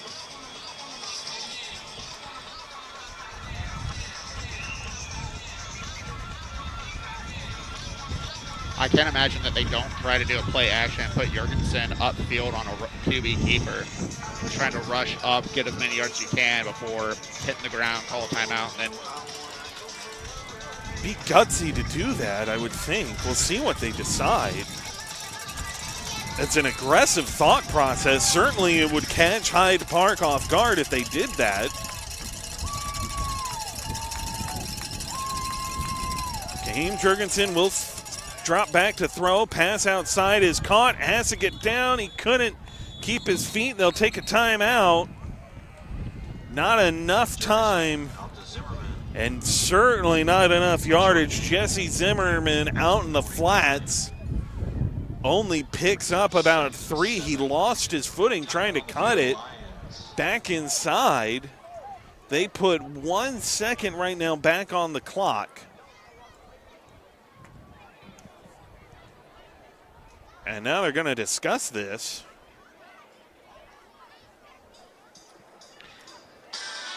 Desperate situation, really. It's going to be tough to see because one thing I am noticing about that Grace Prep defense, they're pressuring Jurgensen a bit more. While the screens on the far side were open and have been consistently open a couple of times, Jurgensen hasn't really had a lot of space to breathe either, so you have to just snap that ball and find a passing route quickly before he gets overwhelmed by a Pride of Panthers. But I think aggression's the way to go here. If you can just charge as far as you can upfield, try to hope for the best here. That's all you got. Not mad you can't go for a 60-yard field goal here. Well, I mean, you're not in the NFL right now either. There's no tie loop or any such kickers out there. What they wouldn't give, though, to have a Cam Little. They'll set up trips bunch to the right. Still in that empty backfield. Last play of the half. Kaheem Jurgensen dancing. Launches this one. Down the right side. Intercepted. Phoenix Smith, it was right to him. I think Jurgensen was maybe expecting one of his receivers to break in towards the goalpost. Nobody did. And so that is how we will end this first half of play. 31-14, Hyde Park leads on the back of an explosive first quarter of play where their offense and their defense combined. The defense held Grace Prep to 2 3-and-outs, forced a fumble, and the offense was able to capitalize on each of them. Second quarter, not quite as smooth, not quite as clean from an operational standpoint. A little bit too much in the way of penalties and a little bit of turnovers of their own. They had an interception by Keck, and that defense that finally gave way to this Grace Prep offense. Good news, though. You get the interception there at the end of the half. You keep Grace Prep out of the end zone. You keep this a 17-point game. But keep in mind, Grace Prep gets the ball to start that third quarter, which will set up Grace Prep an opportunity to go down, try and come to this lead again. I think they really would have liked, though, to come away with points here at the end of the half and then get the ball and really try and cut into this lead. Instead, it'll stand when they come back. They'll have to try and cut this back down to 10. It'll be impressive to see. I think Jurgensen's going to be that linchpin for the offense. However, you can imagine Coach is going to try and get folks to focus up, try to find a few more options. They've been slipping on the field a lot, too, so going to have to check those cleats, make sure that there's no oil on them right now.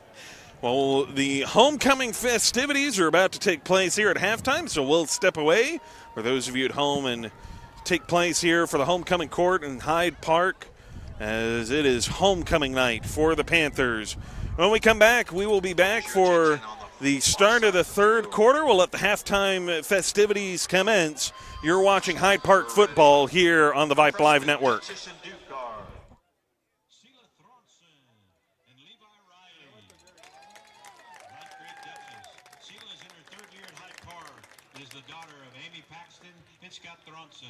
She plays on the Hyde Park softball team, also competes in travel softball, and is a member of the Share Club. Sela's favorite Bible verse is Ephesians 4:32. Be kind to one another, tender-hearted, forgiving one another, as God in Christ forgave you. Ninth grade Duke. Levi is in his 4th year at Hyde Park and is the son of Wes and Elizabeth Riley. He is a multi-sport athlete playing basketball, lacrosse, and football. He's also involved in Young Life and is an active Boy Scout. His favorite verse in the Bible is Isaiah 41:10. So do not fear, for I am with you. Do not be dismayed, for I am your God. I will strengthen you and help you. I will uphold you with my righteous right hand. Our sophomore Duchess and Duke are Mary Paige Jones and Justin Wayne. Our 10th grade Duchess. Mary Paige is in her 11th year at Hyde Park and is the daughter of Rob Jones and Jennifer Payne. She's an active in student council, speech, and debate club. She's also Model UN in volleyball. Her favorite verses are Romans 8, 38 and 39. For I'm sure that neither death nor life, nor angels, nor rulers, nor things present, nor things to come, nor powers, nor height, nor depth, nor anything else in all creation will be able to separate us from the love of God in Christ Jesus our Lord. 10th grade Duke. Justin is a second year at Hyde Park. He's the son of Michael and Ashley Wayne. He competes in football, track, and ice hockey, and has participated in the Buddies program at WEA for 4 years. He's active in Young Men's Service League, serving with organizations such as the Texas Food Bank. Justin also serves as WEA Junior Board Member, Secretary of Delegate Management for Model UN. He has received the Presidential Volunteer Award and also works as a host at Cipollina. His favorite verse is Psalm 21:3. The Lord is my shepherd, I shall not want.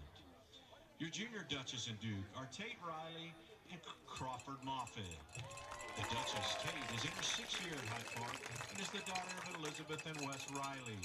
She is an active member of several clubs, including Active Minds, Jesus Club, Fashion Club, Young Life, and Student Council. She also serves on the sports medicine team and plays with the Anderson Girls Lacrosse. Tate's favorite verse is Song of Solomon 4:7. You are altogether beautiful, my love. There is no flaw in you. Crawford, in his 2nd year at Hyde Park, and is the son of Austin and Sarah Moffitt. He's a captain of the Hyde Park football team, plays lacrosse, is a leader of FCA, and a member of Young Life and NHS. His favorite verse is Philippians 4:8. Finally, brothers and sisters, whatever is true, whatever is noble, whatever is right, whatever is pure, whatever is lovely, whatever is admirable, if anything is excellent or praiseworthy, think about such things. Now for our senior king and queen nominees. Introducing Kendall Baker and Holden Honegger. Kendall Baker is in her 7th year at Hyde Park and is the daughter of Brett and Sarah Baker. She serves as varsity cheer captain, volunteers at her church, VBS, and is a member of NHS and the Med Club. Outside of school, Kendall loves spending time with family and friends. She hopes to attend Texas A&M University. Her favorite verse is Jeremiah 29:11. For I know the plans I have for you, declares the Lord. Plans to prosper you and not to harm you. Plans to give you hope and a future. Gig 'em. Holden Honegger is in his 7th year at Hyde Park and is the son of Joseph and Jessica Honegger. He currently serves as vice president of the Student Council and is a member of the National Honor Society. He also competes in the Hyde Park tennis team and participates in the one-act play. Holden hopes to attend Texas A&M University. His favorite verse is Colossians 3:1. Since then, you have been raised with Christ. Set your heart on things above, where Christ is, seated at the right hand of God. Our next nominees are Lauren Whitmarsh and Jeff Love Jr. Lauren Whitmarsh is in her 5th year at Hyde Park and is the daughter of John and Julie Whitmarsh. She's founder and team lead of Go Week Silos and serves as senior class president. Lauren also served as yearbook editor-in-chief for 2 years. She enjoys time with her family and dogs and assisted in the equine therapy at her dad at Healing and Horse and Ranch. After graduation, Lauren hopes to attend Baylor University. Her favorite verse is Micah 6:8. He has shown you, O mortal, what is good, and what does the Lord require of you? To act justly and to love mercy and to walk humbly with your God. Jeff Love is in his 1st year at Hyde Park and has played varsity football for 4 years. After graduation, he plans to play college football and currently holds an offer from Houston Christian University. He intends to major in either construction management or in civil engineering. His favorite verse is also from Colossians chapter 3, verse 23. Whatever you do, work with it at all your heart, as working for the Lord, not for men. Next up, Carly Bartholomew and Brendan Bartholomew. Carly attended Hyde Park for 14 years and is the daughter of Kasha and Ryan Bartholomew. She's actively involved in Sports Med, Young Life, NHS, Academy for Mentoring, Active Minds, and my favorite, the Fishing Club.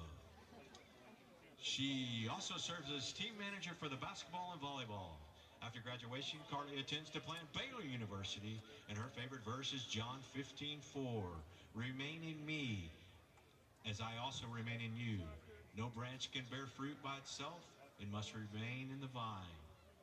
Brendan has attended Hyde Park also for 14 years and is also the son of Ryan Casa Bartholomew. He's involved in football, lacrosse, FCA, Young Life, and basketball. He recently achieved the rank of Eagle Scout. He plans to study business finance in college. His favorite verse comes from Proverbs chapter 3, verse 5 and 6. Trust in the Lord with all your heart and lean not on your own understanding. In all your ways submit to him, and he will make your path straight. Our next nominees are Arden Smith and Hayden Bechtel. Arden Smith has been a part of Hyde Park for 6 years. She is the daughter of Matthew and Amy Smith. Arden serves as varsity cheer co-captain and president of the Fashion Club. She has earned the honor of being 4-year All-American cheerleader.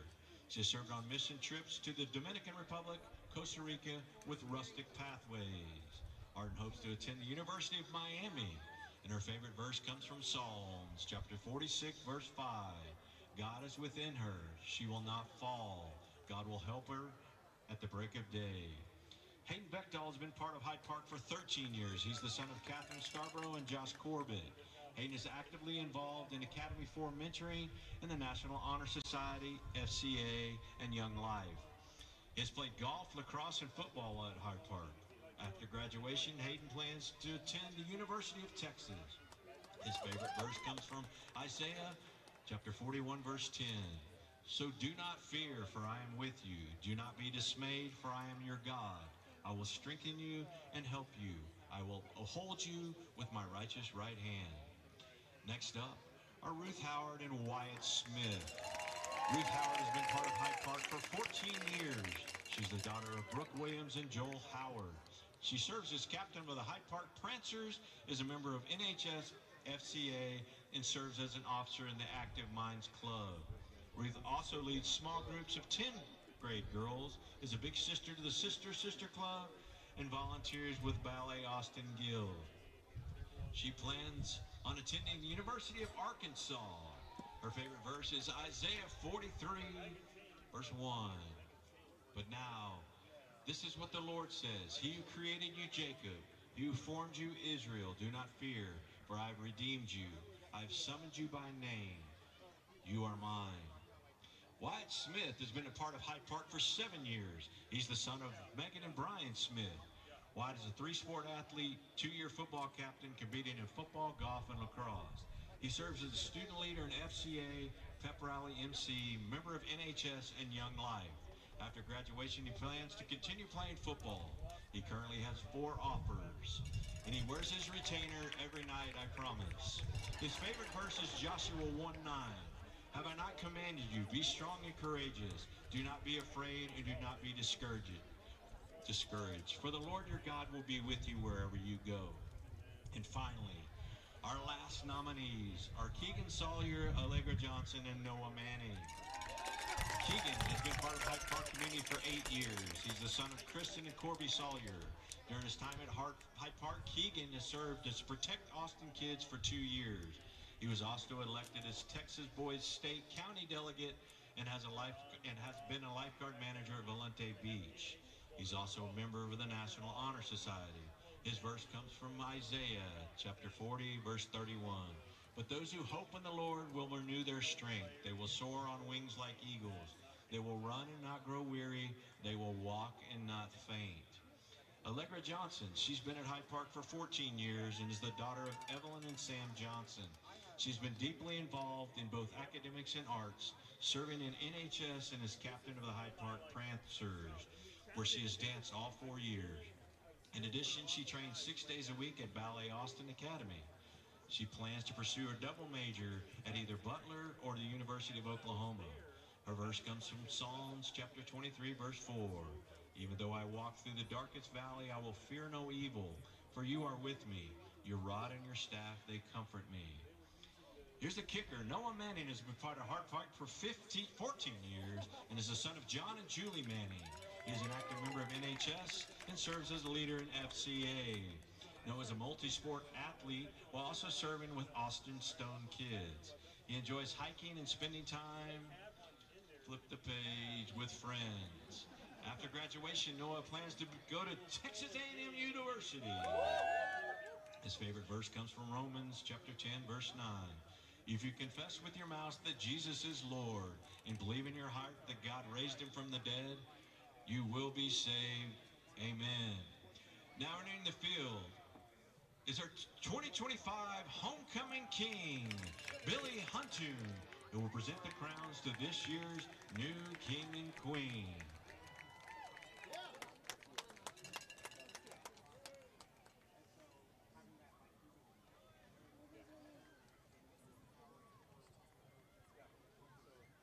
This evening, we have introduced 13 outstanding candidates, each chosen by the senior class to represent them. The entire upper school student body cast their votes, which were carefully reviewed and determined that this year's Homecoming King and Queen. And now, for the moment we've all been waiting for, your 2025 Homecoming King is Mr. Holden Hunniger.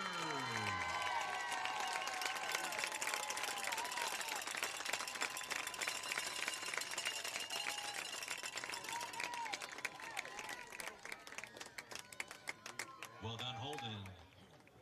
But now, what we've really all been waiting for is your 2025 Homecoming Queen, Miss Kendall Baker. Congratulations, Holden and Kendall. You are our new King and Queen. A special thank you to the Homecoming Court for representing Hyde Park with Panther Pride. We hope you've enjoyed these festivities, and now, please enjoy the rest of your halftime in tonight's football game. Let's hear it once again for Holden and Kendall.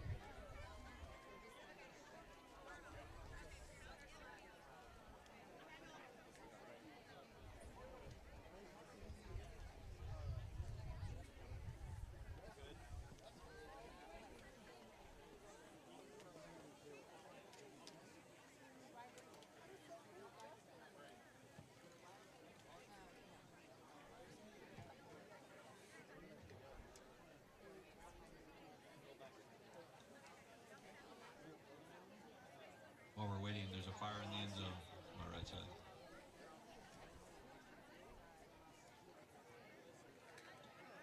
By the way, shout out to those guys wearing sports coats. Well done.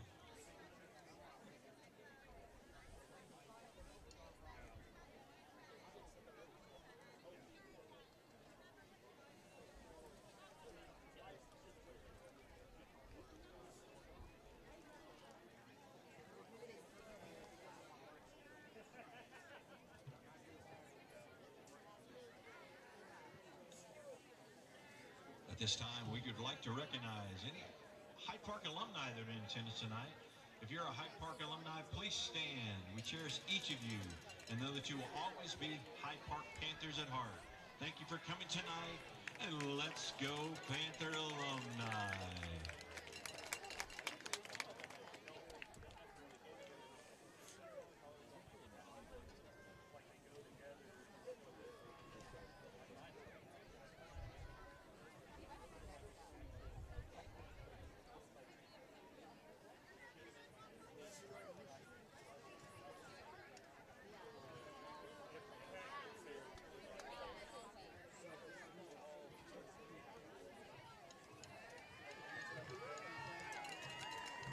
gentlemen, it is my pleasure to welcome your 25-26 Hyde Park cheerleaders to the field.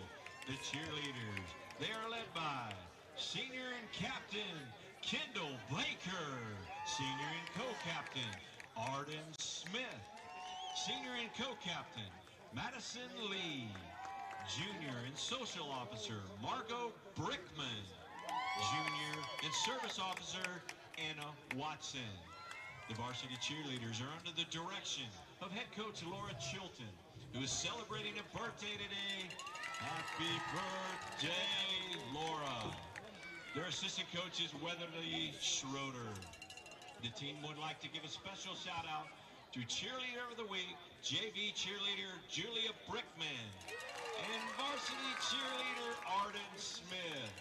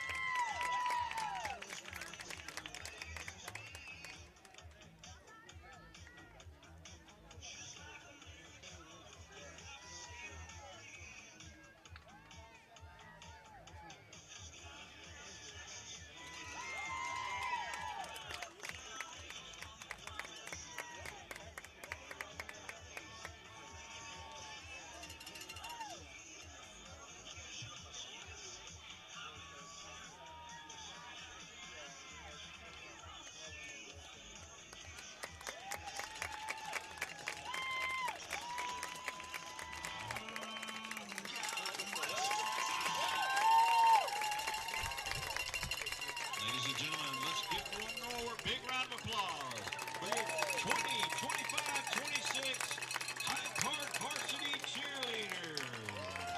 Well done, ladies.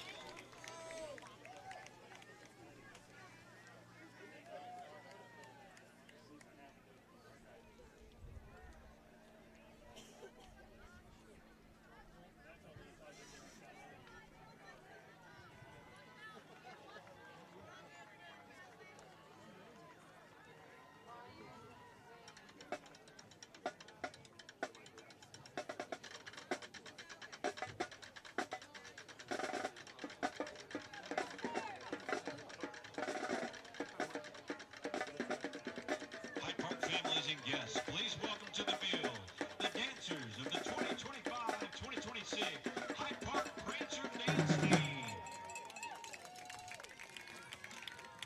Introducing your Prancer Dance Team, freshman Eden Kelly, freshman Bella Pham, sophomore Grace Harrell, sophomore Shyla Mabry, junior Michaela Hayes, senior Lacey Smith, Senior and third lieutenant, Clara Seawright.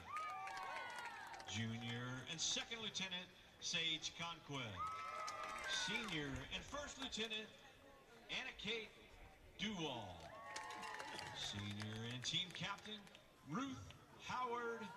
And last but not least, senior and team captain, Allegra Johnson. The team would like to give a special shout out to the two dancers receiving Prancer of the Week, Anna Kate Duwall and Shyla Mabry. Both young women are quick to be helpful without having to be asked. Congratulations, ladies. The Prancer dance team is under the direction of Tanya Axworthy. Tonight's halftime routine is a salute to Texas Unity, includes a good old traditional Texas kick line. The Prancers would like to dedicate this performance to all the alumni Prancers and entertained and provided a foundation for what the Prancers are today. Thank you and happy homecoming.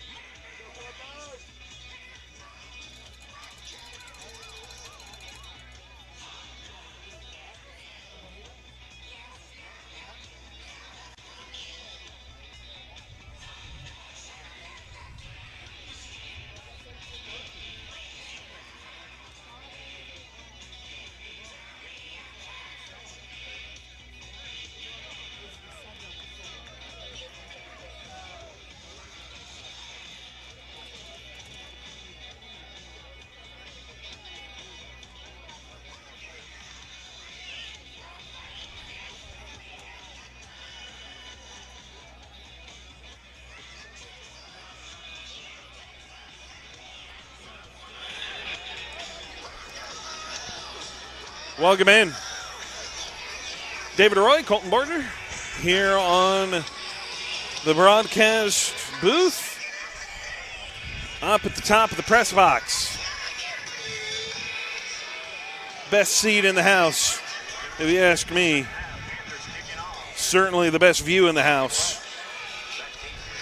Overlooking the football field as part of the outfield to the baseball facility, the softball facility behind us, practice field behind us as well.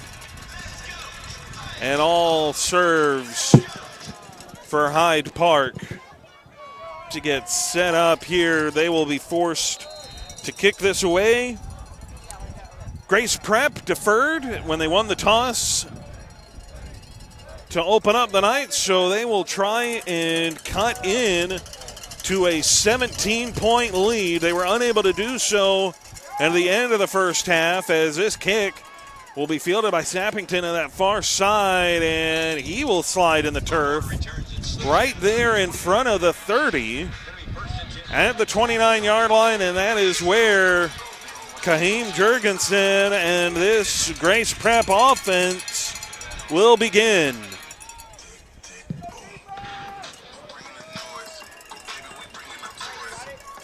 We'll see if they stick with this empty backfield approach or if they'll bring Bonjour back in to the backfield. They will not. They will stick with the empty set look. Offensively, got their offense going in the first half. They'll bring receiver in motion. It is Bonjour. Bonjour slips one tackle, fights through three more of these Panther defenders, and he'll pick up 5, maybe 6. And that'll bring up a modest second down for Grace Prep.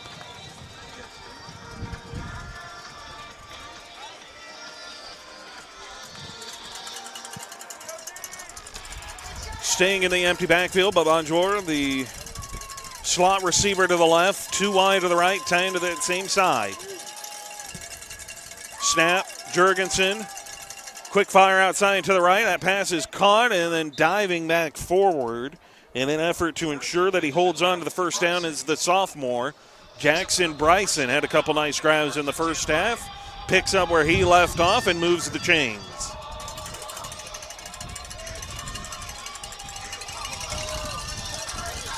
Jurgensen and company, they're coming out. Quick firing again on the passing game. Yeah, it's a strong start for them right now. Jurgensen so empty backfield. Probably going to try and go for another handoff to Bonjour here on the first down as he's in motion, running across. Will play action. It's going to be Jurgensen running up the field, gets stopped right at the line of scrimmage, but breaks through, gets about a 7-yard gain before getting taken down. Quarterback keeper Jurgensen up the A middle. little midline read there for Kaheem Jurgensen. Brings up 2nd down and 2. Picks up 8. So recommitment to the running game here by this Lion offense of Grace Prep. And they are finding success in the ground game now. 2nd down, Bonjour again in motion. Kaheem keeps it again, has enough for the first down, crosses midfield for the first time this half, out to the 46-yard line. And Grace Prep.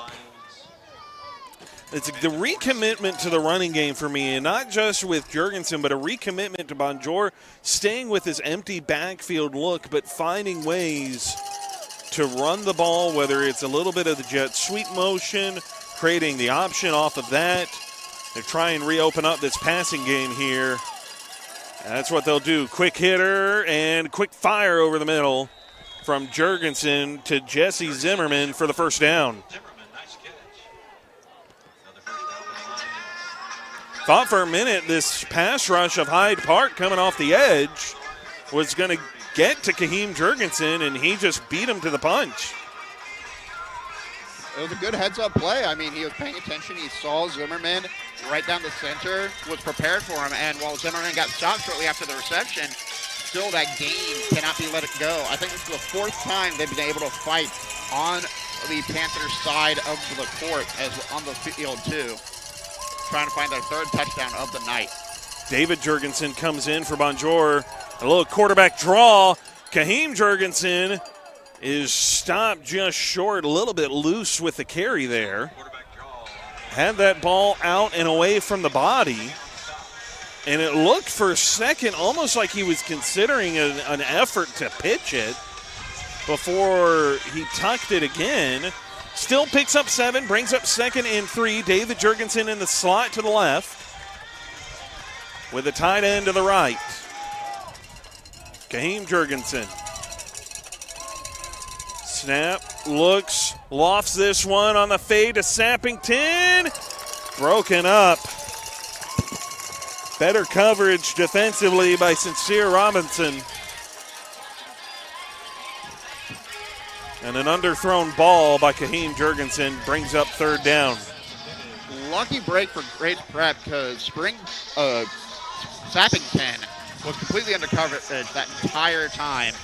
And yet, Jurgensen still looking for that end zone, trying to quickly convert a touchdown.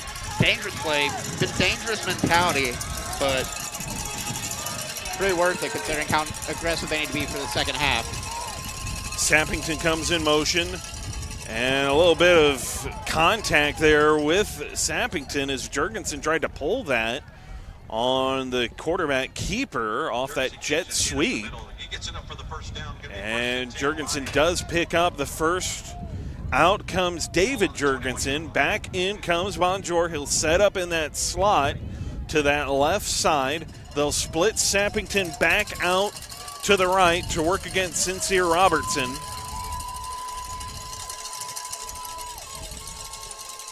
Kaheem Jurgensen. And flags come in. And most likely some early movement, so the false start will back up this Grace Prep offense 5 yards. They've brought in the backing of a truck sound effect to accompany the penalty.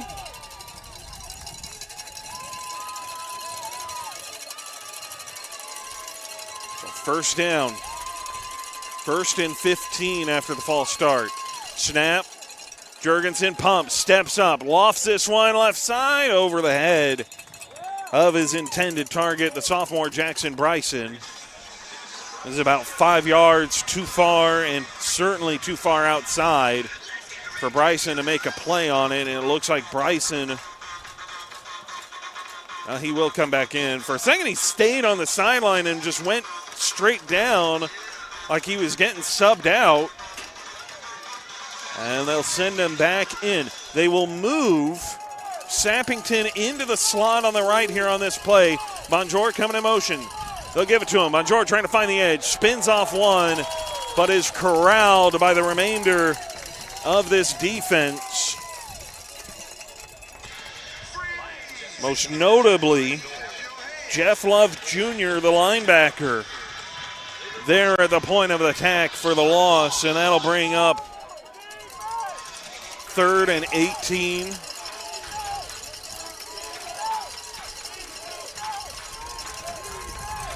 For Jurgensen in the offense. China left, here's Kaheem Jurgensen. Steps up, pass over the middle, incomplete, looking in the direction of Jesse Zimmerman. Had Zimmerman open, but it was thrown behind him.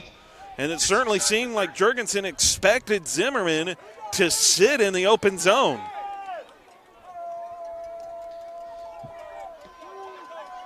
Impressive drive to start this half, however, falling short just with passes a bit too far, too dangerous. And that option to Bonjour, dragging him cut around to the near side, becoming a problem too. Getting cut short by Jeff Love Jr. 4th down, and it's a big one. 4th and 18. Jurgensen dancing. Kaheem Jurgensen has to tuck it and run. He's not going to get the first down that way, but he gets a good chunk of it back, and he is stopped inside the 15 at the 14. So he came up 3 yards shy of a new set of downs for Grace Prep, and that is how Hyde Park will take back over on the turnover on downs in their worst starting field position of the night. And now whistles come in here. I think they left the clock running again.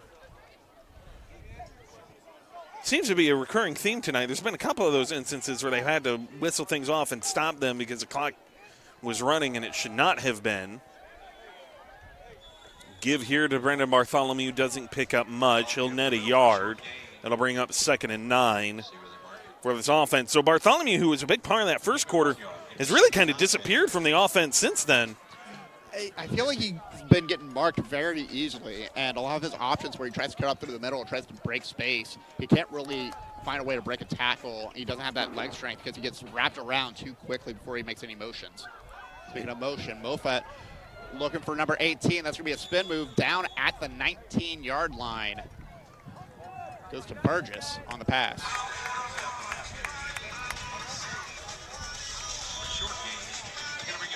Well, Moffett will have to sort something out here on 3rd down.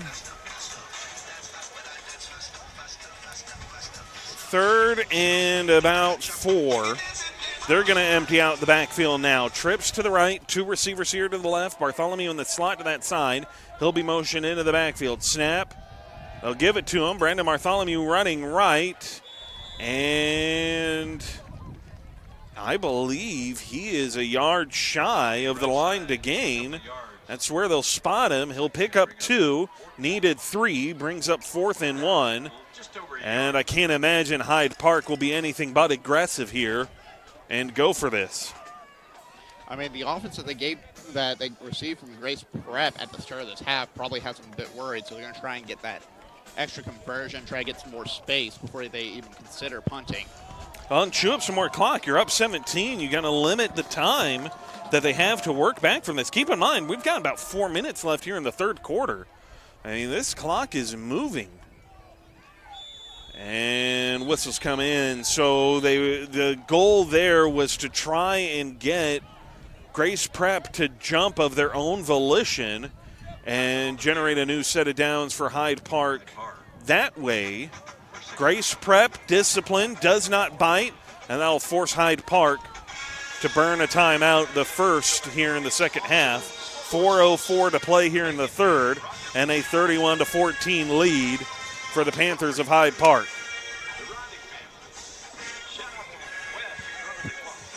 Going back to a comment earlier about Bartholomew, Brendan Bartholomew, just not really able to make a huge impact from the second quarter into this one right now.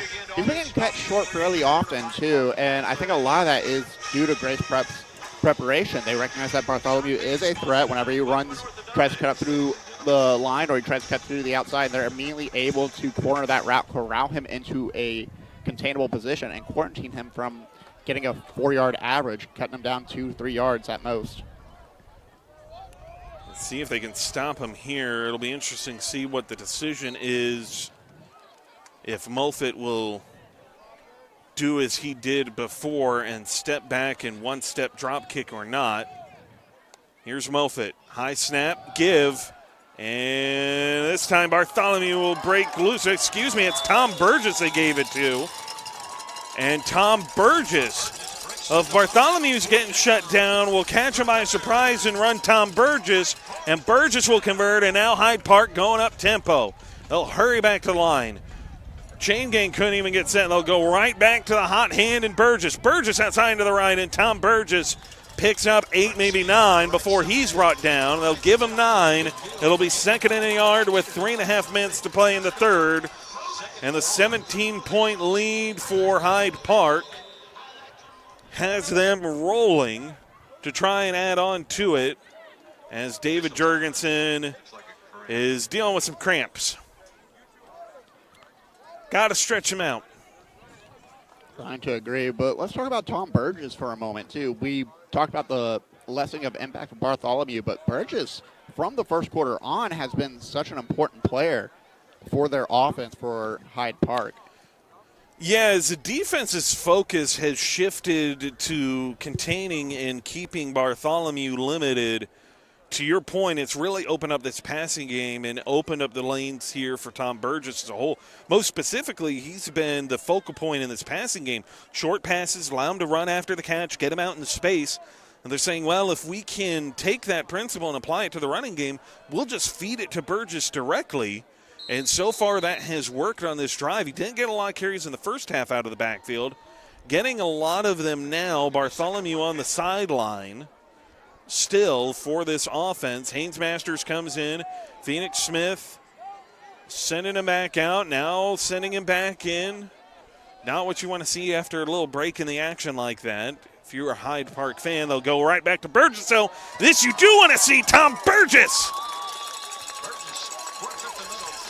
Burgeoning in this offense, and he will burst into the third level of the Grace Prep defense, down to the 38 of Grace Prep. And they'll come back. Moffitt, quick throw outside and incomplete off the outstretched fingertips of Haynes Masters. That's what momentum shift from the running game they've been going with, and instead trying to find a pass. Quick snap from Moffitt, and I like the look at Masters. Just got to be ready for that pass, sadly. Kane Fitzpatrick comes in. They'll keep Burgess in the backfield, offset to the right. Moffitt give Burgess out to the left, and Tom Burgess picks up 4, maybe 5. It looks like they'll give him 5. And that'll bring up 3rd and 5 here for the Hyde Park offense. Moffitt comes over to the numbers, gets the play call. We'll see what they dial up here on this big third down. 2:18 remaining here in the third. Although I think the scoreboard operator's wrong because they're saying it's the fourth quarter, and that can't possibly be right. Did I sleep through the third quarter or something? They're trying to cut the game short, I honestly. guess. Give here to Burgess, and he gets a yard. Not enough what they need. 4th and 4.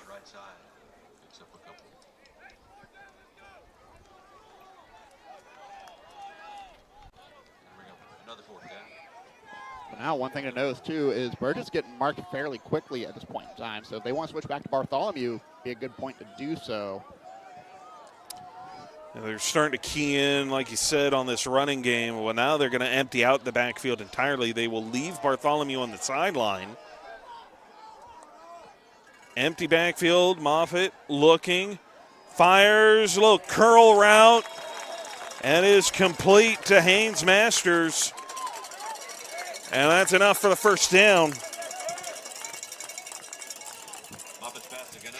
Actually, it was to Garrett Gano, excuse me. 18 and 10 look alike. I have this problem in other spots, too, where the 8 and the 0 look so close, I'll get the 2 mixed up. In the gun, Burgess gets a carry. Tom Burgess pushing through. The one key element, as we talk about this shifting focus back to the running game, whether it's Burgess or Bartholomew, of course right now it's Burgess, is it's chewing up clock. We have chewed very quickly through this third quarter of play, and with Hyde Park focusing on that running game, that keeps the clock moving, keeps things going, and just shortens this game that much more, which certainly benefits Hyde Park looking for their first district win and to knock off, as mentioned, as of yet unbeaten Grace Prep. Burgess motion in the backfield. They give it to him. Burgess goes backwards. He will lose significant yardage. As like you've been saying, that last few plays, this Grace Prep defense has really keyed in on Tom Burgess. As we go into the fourth quarter, it'll be 3rd and 11.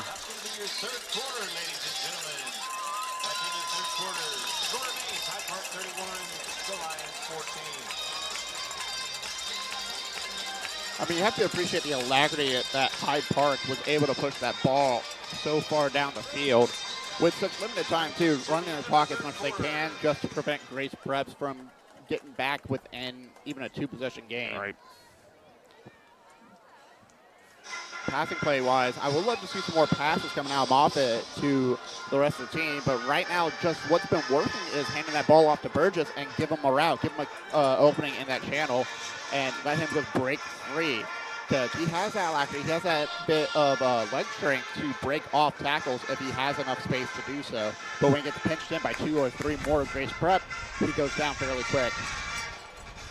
You know, it's interesting because the one thing element too, it looks like Moffitt's got this kind of like a shoulder brace. We saw him wearing it during warm-ups, and it's like it converts into a whole sleeve kind of down his arm, and so you don't know if maybe he's dealing with some shoulder soreness, if you're trying to keep him out of the passing situations, if you can, if that's maybe part of it. The other element, though, that goes into it, too, like you said, you know, Tom Burgess has become such a focal point in this running game.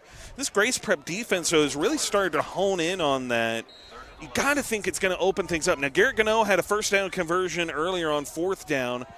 They empty out the backfield here with trips to the left. Moffitt looking that side, comes back looking for Gano. Just a little hook route over the middle of the field and well covered by this Grace Prep defense. Was Carson Lednicki there in coverage, 4th and 11. And it looks like Hyde Park will be content to send out Noah Manning and try for a field goal here. The question will be, will they actually kick it, or is this a ruse? This would be a 40-yard field goal attempt from the right hash. Hart, hold is down. Manning's kick is up. Just enough. Tucked it inside the left upright. Just barely the distance to get it up and over that crossbar, but the kick is good, and it is now a 20-point lead for Hyde Park. You know, I was about to say before that kick went up, I know Noah Manning can hit that range. The wind would be going against him, but the fact he was able to hook it in just over the bar shows that bit of leg strength and also shows that bit of timing, too, because the wind died down right when he went for that kick, too. I think that's a huge part of it. Like you said, that wind is coming in from the east to the west, flowing across here. But the other part of it, the faith in this coaching staff in Noah Manning to make that kick. Ross Roby, the head coach, the one to make that ultimate decision. The faith that he has in Noah Manning to make that kick, and that faith is rewarded as this offense converts another drive, chews through a third quarter, and now Grace Prep is going to have to move and move quickly. Down by 20, 34-14 the score, with 11:56 to go here in this 4th quarter of play. Grace Prep's unbeaten record hangs in the balance. And this kick dies in front of Sappington. Sappington, though, scoops it up. Sappington down the far side, fighting his way out to the 49-yard line. One of the best starting field positions of the night for Grace Prep. And a fantastic return is what sets them up. Sets them up and puts the pressure on, too. I mean, we only saw 2 possessions that entire third quarter. One from Grace Prep and then Hyde Park finishing it off to bring it into the 4th quarter. So Grace Prep has that pressure on. You know they want to try to get the ball down the field as quickly as possible, but they want to contain that time, too, to prevent Hyde Park from holding on any more possessions that they need to. Jurgensen to throw, has time, lays this one out here into the flat, pass is caught, and that'll be enough for a first down.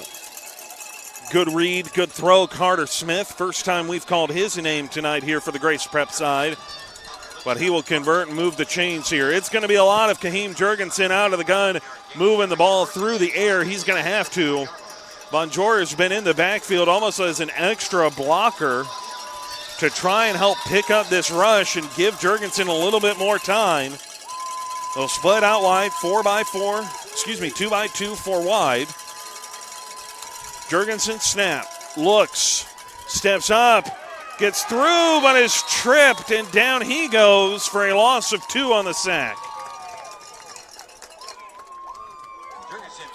Big sack there by Wyatt Smith. First time it feels like we've called his name tonight. One of the captains on this Hyde Park defense. It's the first time we called his name, but his pressure has been overwhelming the entire time he's played defense. Whenever they have that space, whenever they have that moment to challenge Jurgensen, he is right in his face trying to prevent any kind of movement.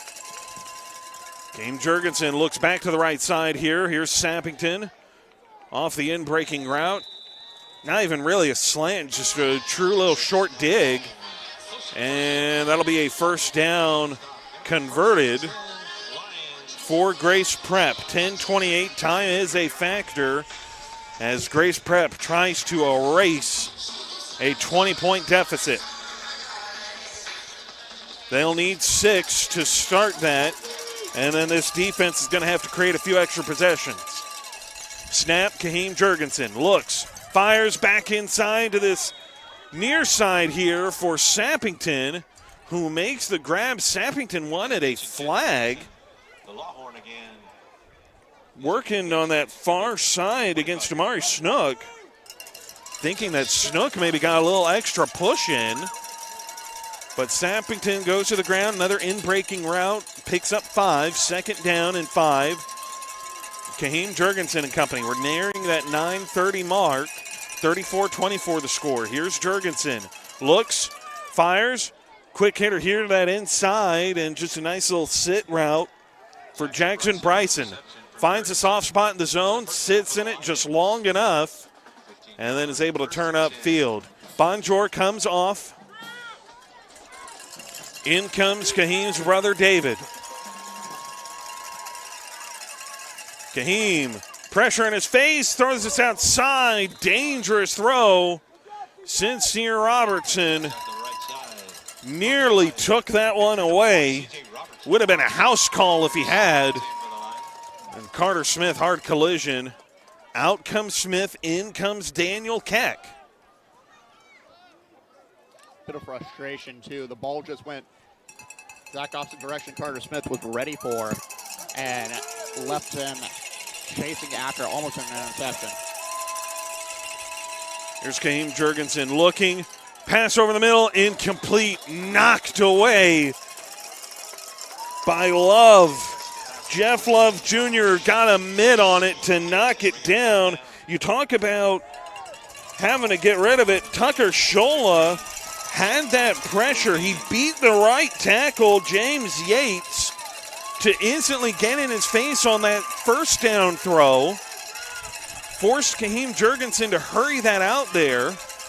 Made the ill-advised choice, nearly a turnover, and then Love Jr. able to bat that one down. He's got the cowboy collar.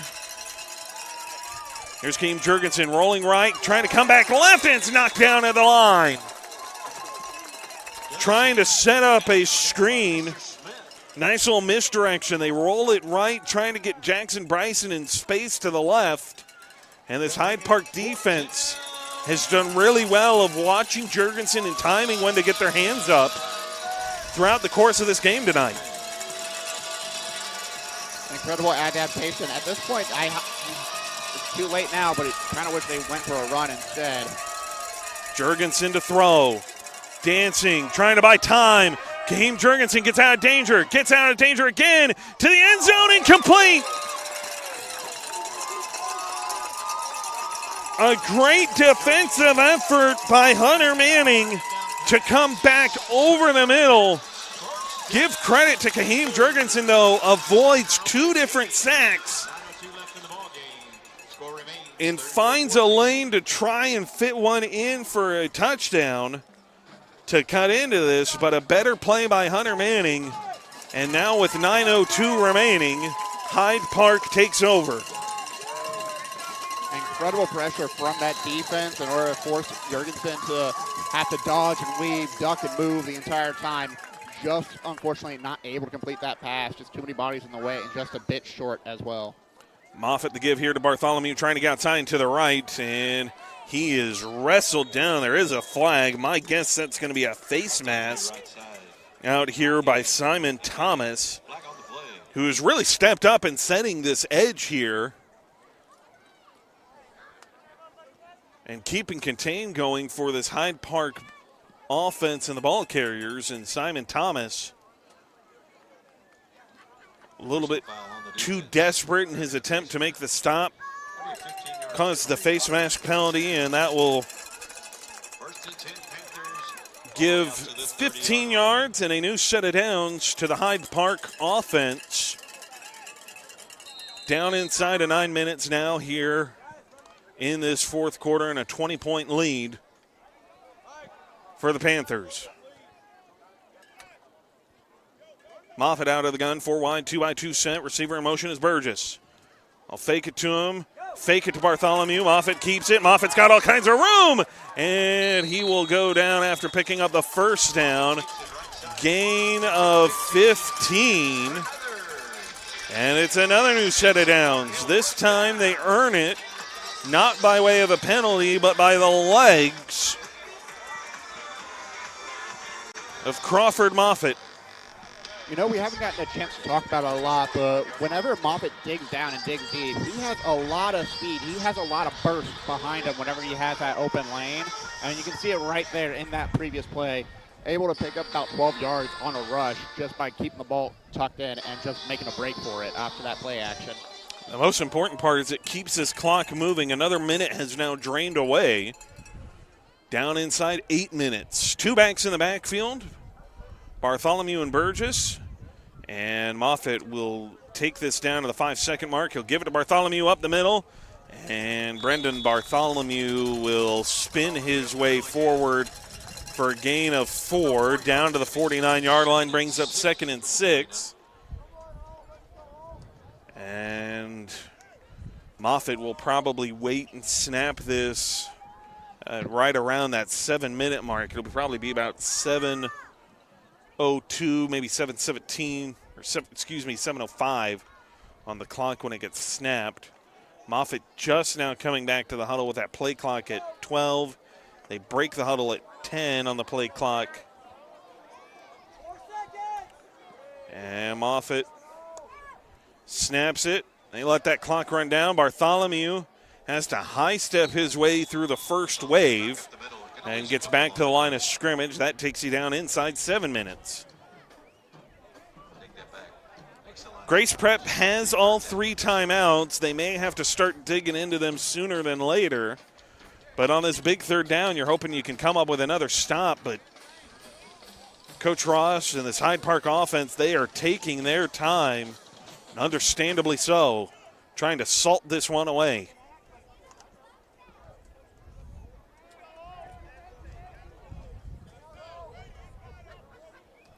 Third and 6. Empty backfield. Moffitt looks. Pressure in his face. Quick pass outside. And it is complete to Brendan Bartholomew. We're showing his chops as a pass catcher. Picks up the first down. And that'll keep the drive moving. The only downside for Hyde Park is he was forced out of bounds. So that stops the clock at 6:12. Bit of a break there for Grace Prep in that regard.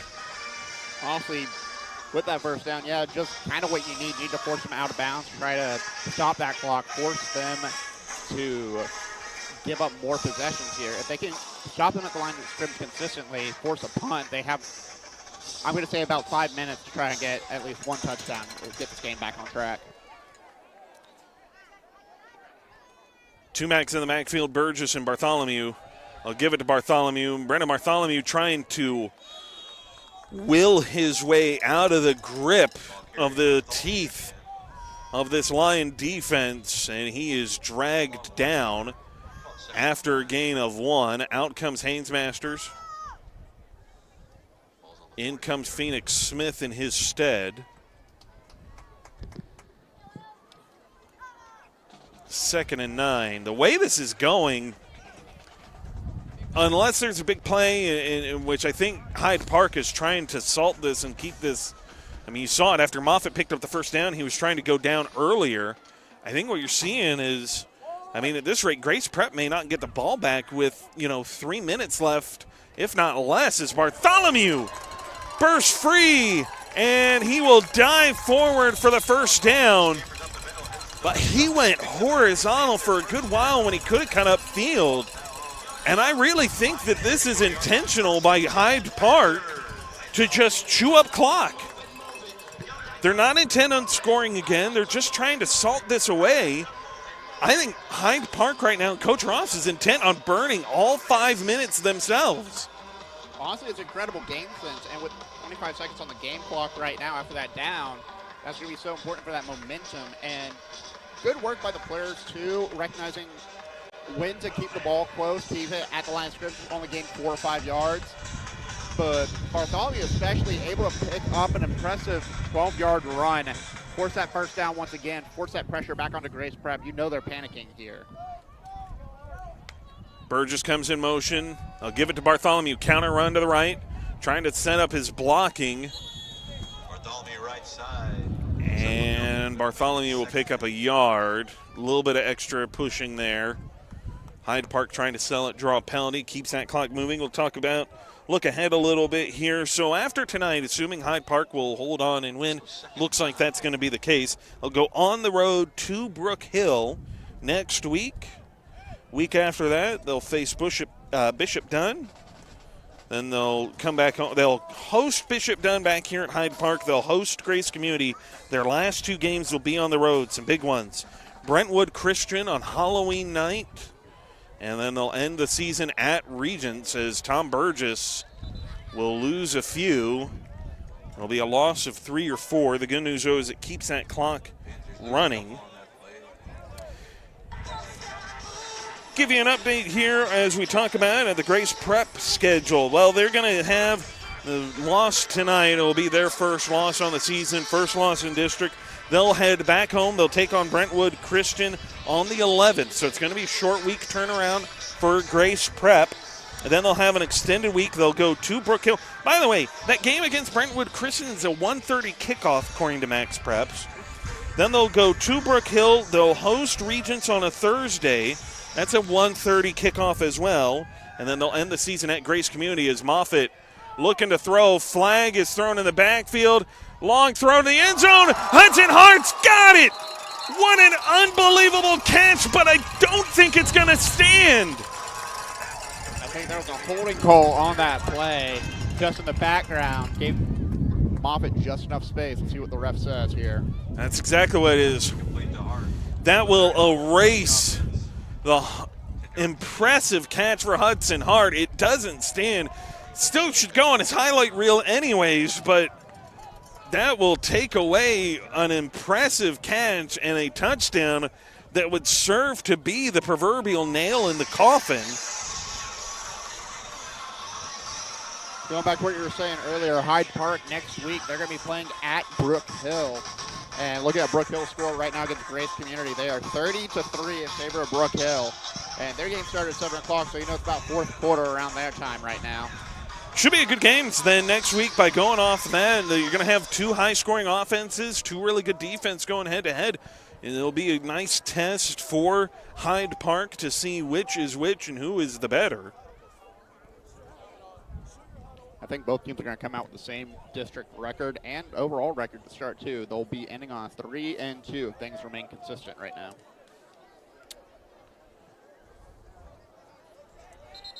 Here in Division II, District 2. Timeout taken by Hyde Park. So they will burn their second.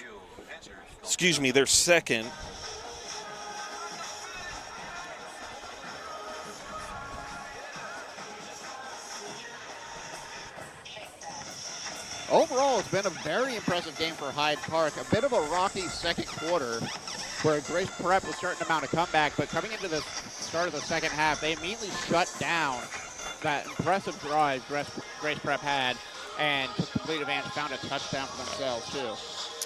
You know, it's interesting. You look at the standings. We talk about that Brook Hill game next week. Of the teams in this district, and again, this is the TAPPS Division II, the TAPS Division II, District 2. you look at it, Grace Prep came into tonight. They were among the top. They were among the leaders in the district with Regents, with Grace Community. Only Grace Prep and Regents have yet to lose a game. Grace Prep will fall here tonight. Regents, Grace Community still out there. This will give Hyde Park their first district win. They've not yet played a district game. Everybody else has. So should catapult Hyde Park to the top of the division standings, or at least be in contention for it, as Moffitt's pass comes up just short. And that'll bring up 4th down, and this will see the punting unit. Was looking in the direction of Gano, and it just comes up short. Moffitt just didn't get enough air underneath it, and it'll skip across the turf. And so Noah Manning will come out for a true punting situation here. Not a one-step kick for Moffitt this time. Clock stopped at 2:53 as well. Going to be a tough position for Grace Prep. 2:53. They do have all of their timeouts, but the way this Hyde Park offense has been moving, I don't know that it would matter much. Unless Grace Prep's defense can generate some turnovers, that's a tall order. The way this night has gone, Hyde Park has been secure when running the ball. Now, the other part of it that you're going to have added onto this too, this is going to be spotted, it looks like, at the 8-yard line. So Grace Prep, with 2:41 down by 20, will have to go 92 yards in a matter of seconds to have an opportunity to try and mount this comeback. I'll start with Jurgensen. Quick pass outside, and Zimmerman is forced out of bounds. Picks up about 2. He's forced out at the 10. Does stop the clock at 2:36. Now, the good news for Grace Prep, you have 3 timeouts in your back pocket. You also have the 2-minute warning that you can work with. It'll be 2nd and 8 from the 10. So they have 4 stoppages of the clock to help them. And they are going to need some help as they try and break tendency here with a run up the middle of Bonjour. It does work. He picks up a nice chunk of yardage. 6, maybe 7. It'll bring up 3rd and 1. If I'm Grace Prep, they are taking a little bit too long of an approach here. It's almost lackadaisical. Yeah, they need to set, snap, and go. I mean, at this point, you almost need to start calling 2 to 3 plays ahead here. They don't have to snap this. They will. And it's another run, and Bonjour lost it. Jeff Love Jr. popped it loose. And whatever shred of hope Grace Prep may have had at a comeback has been erased with that fumble. Jay Love chance going off behind us after that incredible strip and steal from him. Able to force that fumble, take the ball away, immediately turn over at the 16-yard line, 17-yard line, I'm going to say. Yeah, it looks like they've got this spot at the 17 for right now. They'll move it up to the 16. Jem Love Jr. just reaches around. I don't think Bonjour had quite a secure grip on it as he was heading in, and then Jeff Love Jr. reaches around and just punches the ball out.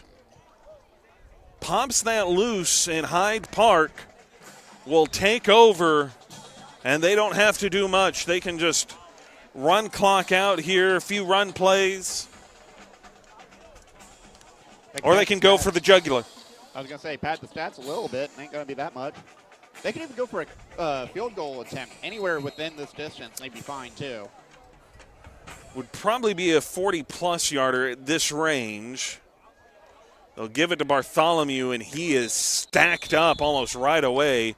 As we've seen, Noah Manning can certainly hit a 40-yarder, but you cannot afford to go backwards for that option to be on the table. and that is the 2-minute timeout. Or no, excuse me, that is just a timeout. Like, I feel like we should have had the 2-minute timeout a while ago, and we didn't. They're having to fix the clock, so I think we should have had the 2-minute timeout. They're fixing the clock right now. It's going to be 1:43 to go. I think nailing the coffin, that turnover was it for Grace Prep. Yeah. Glimmer of hope there, but once that ball got punched out, it's over. Well, there's the fumble element of it, which that is Bonjour's second fumble of the night tonight, by the way. We won't harp on that as much as we will harp on. It's a little questionable play calling, if I'm being honest, simply because I get it. You have 4 stoppages of the clock in your back pocket. You had the 2-minute break, and then you had 3 timeouts of your own. The problem of it is you're down 20. So running the ball starts that clock, and at every tackle, that clock keeps running. You don't have a way to keep stopping it. As this a nice run to that inside. Justin Wayne, the sophomore, takes over, has it inside the 5 at the moment. But there's a flag on the play, too. It is, and it is at the 15, so it is not too far upfield from that line of scrimmage. So the holding call will back this off from that 15. Should make it second and about, I think they said 16.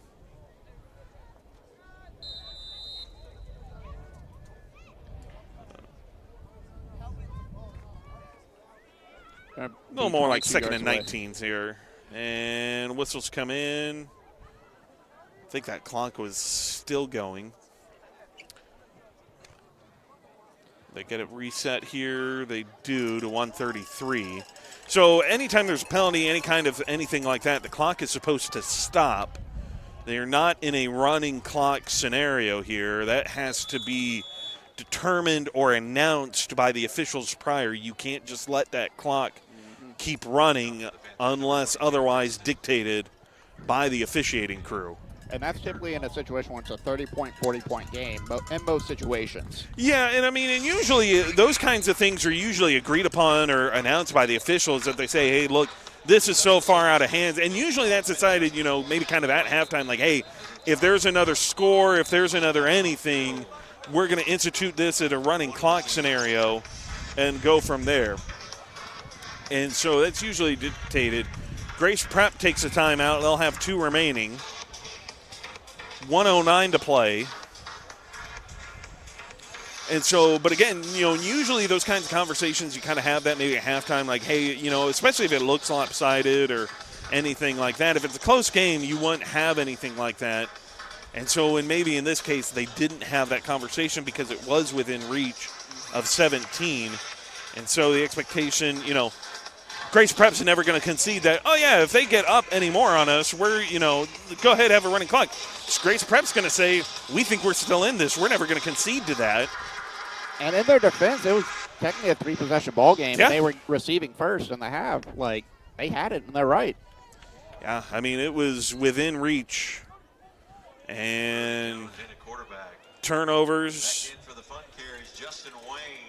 And not just that, but you add on the fact that once Hyde Park, really this is the key here, Justin Wayne picks up a few yards.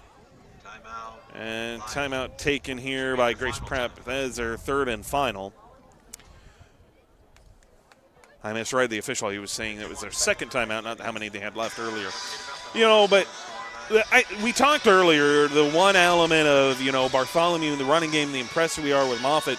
The most impressive portion, and really the stretch that was the penultimate dagger to this Grace Prep team, didn't come from any one play. It was that extensive series of plays when the drive starts down here and you chew up the bulk of the 3rd quarter and a good chunk of the 4th quarter on this long drive across the field. Didn't really lead in points aside from the field goal. And that's ultimately what does it. 4th down, they hand it off. That's a turnover on downs. Justin Wayne gets that carry. It'll turn over to Grace Prep, and the Lions will have 46 seconds remaining to try and at least put a dent into that deficit, have something positive to hang your hat on going into next week. But they will take their first loss on the season, and Hyde Park will pick up their first district win. And continuing the winning streak against Grace Prep every season so far. That's true. I mean, you have that to hang your hat on, and it looks very reminiscent to last season. 36-10 was the final score last year, 34-14. Should this score hold? Jurgensen looks, going to tuck it and run. Keem Jurgensen directing traffic, and Jurgensen is wrapped up and dragged down. Good play defensively here, by Rhett Watkins. Red Watkins, a bit of a crocodile-style takedown, just grabbing that leg and rolling him over. The death roll a little bit, right? Yeah. Felt like I was seeing some old-school wrestling for a minute. Here's Kaheem Jurgensen, has all kinds of time. He steps up, trying to let it fly, and he is dragged down from behind, and there is a flag. As of right now, it is Jack Honninger who got the sack.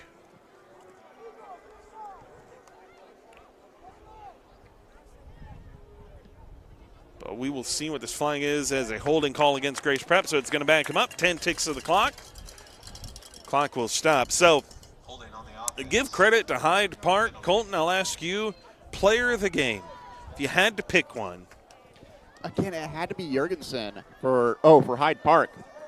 Honestly, Burgess was my favorite player to watch. He was just so accessible. He was Swiss Army knife, essentially, just really helping everyone feel seen and providing those options open.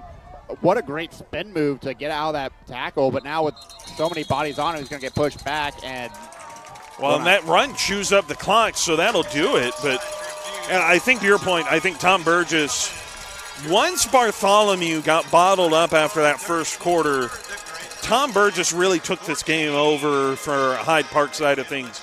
Quick passes over to him, able to run after the catch, and then you add on top of that, the running element that he brought when they moved him back into the backfield at the start of the third quarter. Certainly, I think, a worthy nomination to that side of things. I think Jeff Love Jr. has a case to be made for it on the defensive side of the ball. Forced a turnover, had a couple of big pass breakups, one especially that would have been 6 down here. Knocked one away there, and then, like you said, and I think we're in agreement on that, from the Grace Prep side of things, it has to be Kaheem Jurgensen for the way that he just kind of took this game over in the second quarter and just willed this back to being within reach for Grace Prep. I do want to call out Moffett, who's going around to the Grace Prep side and making sure to shake hands with some of those players, especially with the impact players that we saw. Biggest moment of the game, though, I want to harken back to what you were saying about the third quarter. The way they continued to find first downs and just elongate their time usage on that clock to where by the time Grace Prep had a possession, there was no time left to do anything. Right.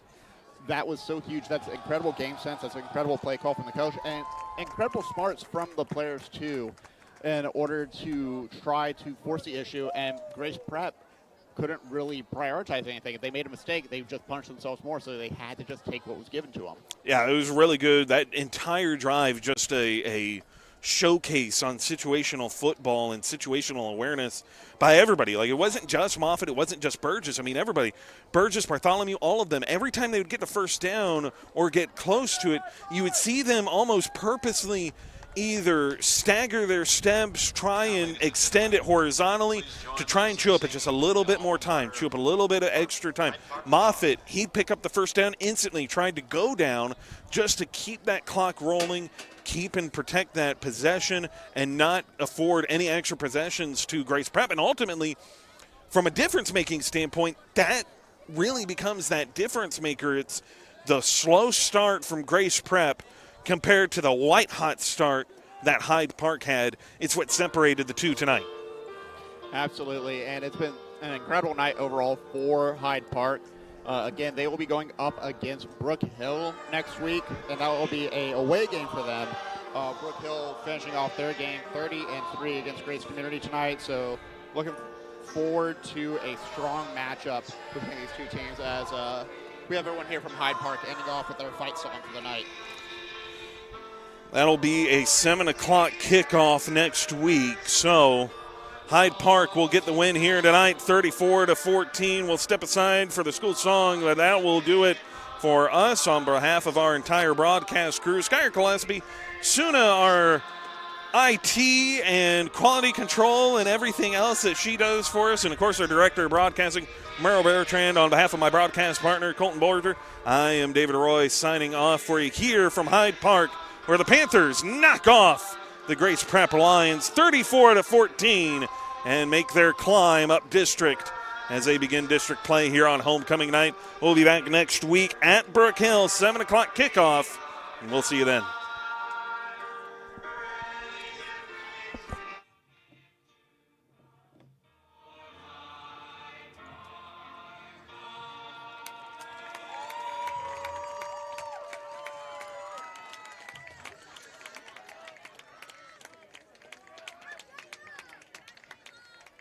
Ladies and gentlemen, please help us keep our athletic complex clean tonight by taking your trash to the